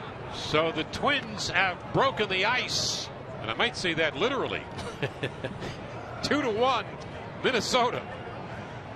Yeah, Ramirez will get the error, only his 2nd error of the year at short. And the Twins get a break. So Santiago now. He pitched out. Let's take a look at Ryan Doman right here. That's a gamble right there when that ball is hit in front of you. And then you can see Joe Vavra right there waving him home. Doman slid into third. He got up quickly and then saw where that ball was, what happened. Then he scoots home. Pitch nearly hit Dozier. And so now the Minnesota Twins with a 2-1 lead and only 1 out and still a runner on first. And what that does, that gets Glenn Perkins up in the bullpen, the closer for the Twins. This could be 2. 1 there. Pitch, the relay was up high. So 2 are away. As Dozier beats out the relay, and Joe Mauer will come up. There's another mistake right here. This is a tailor-made double play. Green kind of double clutched, and then Keppinger, he had to leave the bag. That's a tailor-made double play. You hope that that doesn't add more runs to the Twins. Understand that Green was brought in when he ran for Konerko. Now Keppinger was playing second, and now he's playing first. We won't know if things would have been different. Mauer at the plate. Well, I believe you're at the major league level. I think Green should have known. I mean, he knows he should have turned that double play. Well, he couldn't get it out of his glove. It appeared.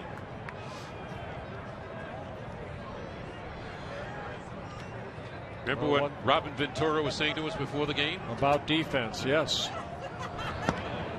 Mauer looks at a low pitch. I don't care what club you play against. You give a club, especially at the major league level, more than 3 outs an inning, you're going to get hurt. This may not hurt him, but throughout the year, it happens. The pitch to Mauer catches the outside corner, and it's 2-1. So the Twins have broken through here in the 10th inning with the go-ahead run, and would like to add some insurance.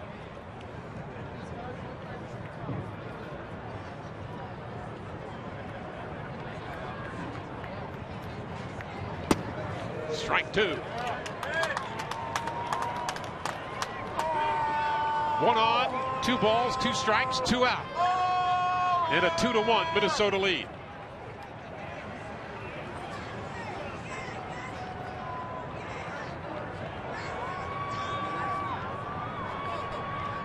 And the pitch way outside. So the runner will be going.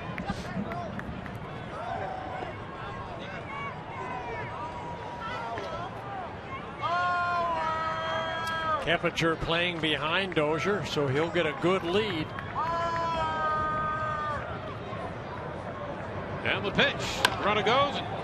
It's slowly to second. Green to Keppinger, and the inning's over. Fox Saturday Baseball will return to Chicago after a word from your local Fox station.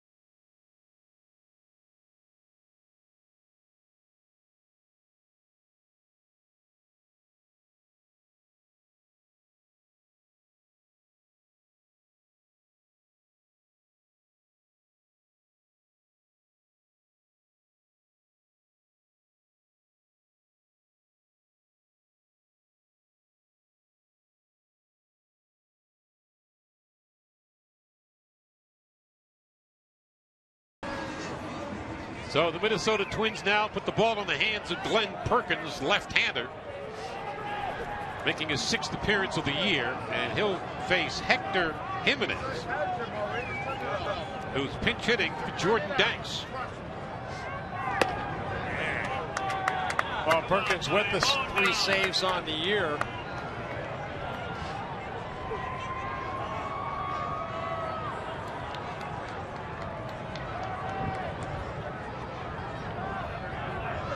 Swung on a miss. That had a home run swing attached to it for Jimenez from Venezuela. Jimenez, the backup catcher here in Chicago in his 2nd season. Also caught for the Astros and the Dodgers. Perkins pitch down the left field line and foul. White Sox in the first game of the 10-game homestand after a 3-7 road trip. They had hoped that they would get back on track here at home. Got a tremendous pitching performance from Jake Peavy.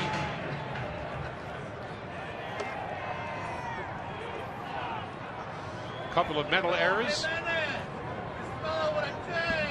have led to this. They down 2-1. Swung on and missed, strike 3, and Jimenez goes down.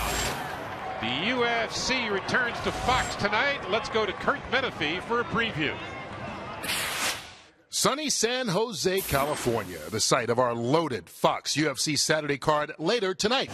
It's headlined by a champion versus champion main event as Benson Henderson puts his title on the line and welcomes Gilbert Melendez to the UFC.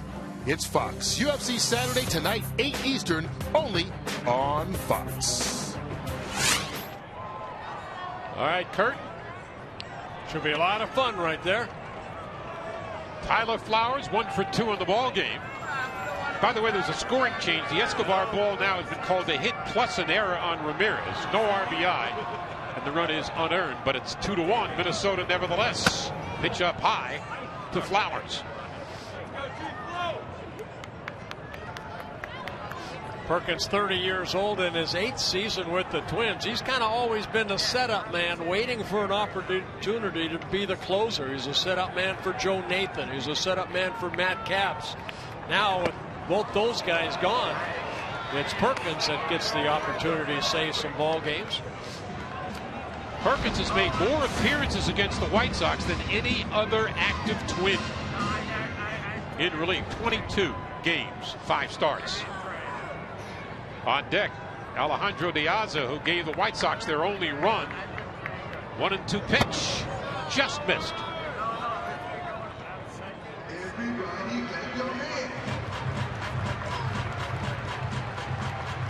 Tyler Flowers with a lot of weight on his shoulders, and De Aza might be the final out for the White Sox.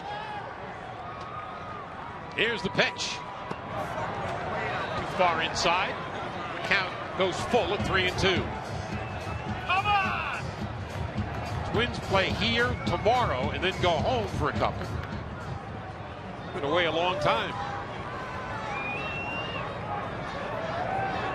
3-2 pitch, misses inside, and the White Sox have life. Well, I tried the 3-2 slider, and it looked like it was over the strike zone.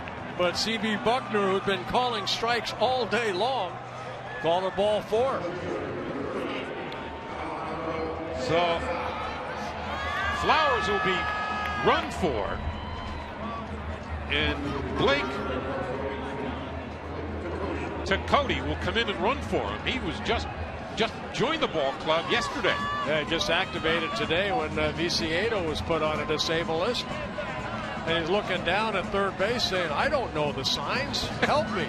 Daryl Boston, help me with those signs. Well, De Aza can make it easy for him. Put it over the wall, and all he has to do is run around the bases. Modest lead, and the ball is skied over near the Twins dugout, and it'll find the seats.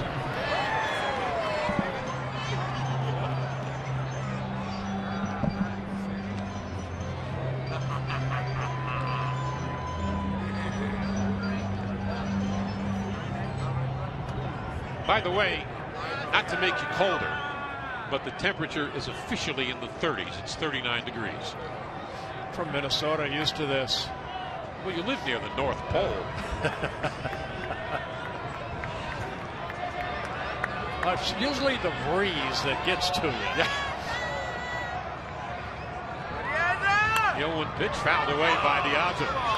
So even Glenn Perkins, who was born and raised in Minnesota, has to blow on his hands.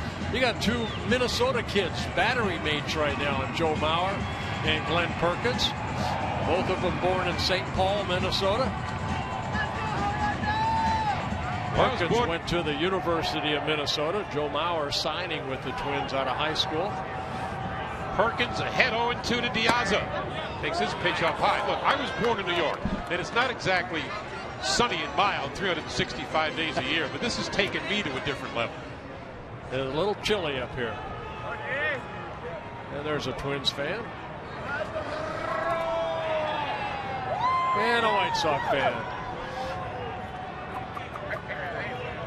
1-2 from Perkins to De Aza. Swung on and missed. Strike 3.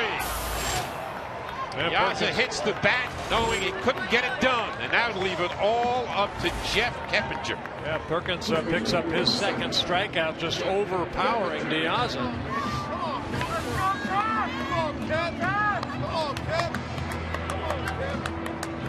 De Aza, with a home run in his first at-bat, has struck out 4 times since.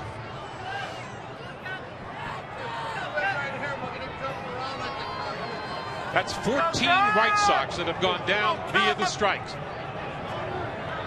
Keppinger, the last hope for the Chicago White Sox. And he is 0 for 4 today.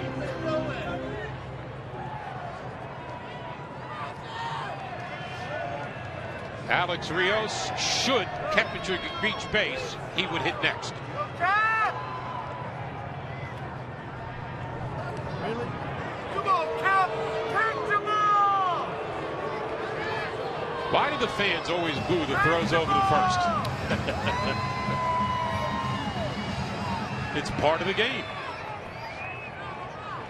Cody with good speed. Now he inches off, perhaps another foot further.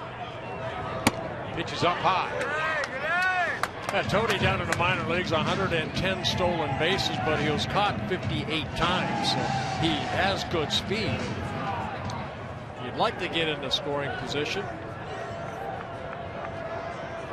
Twins play Keppinger straight away in the outfield. Here goes the runner to Cody, and the ball is lifted in the air. Drifting over for the final out of the game, and this game is in the books. The Minnesota Twins win the ball game 2-1, and the bullpen did a heck of a job. Matter of fact, you can say Van Swirling did a heck of a job, and the home side White Sox fall to Minnesota 2-1. Tonight, it's Fox UFC Saturday from San Jose, California. Our coverage starts at 8 p.m. Eastern, 5 Pacific. Tomorrow, NASCAR on Fox returns with Sprint Cup racing from Kansas. Coverage begins tomorrow at 12:30 Eastern. For more information on today's game and the latest in Major League Baseball news, log on to foxsports.com on MSN, the world's favorite sports site. For Bert Blyleven, this is Howard David saying so long from Chicago. You've been watching Fox Sports, home of the 2013 Major League Baseball All-Star Game, the ALCS, and the World Series.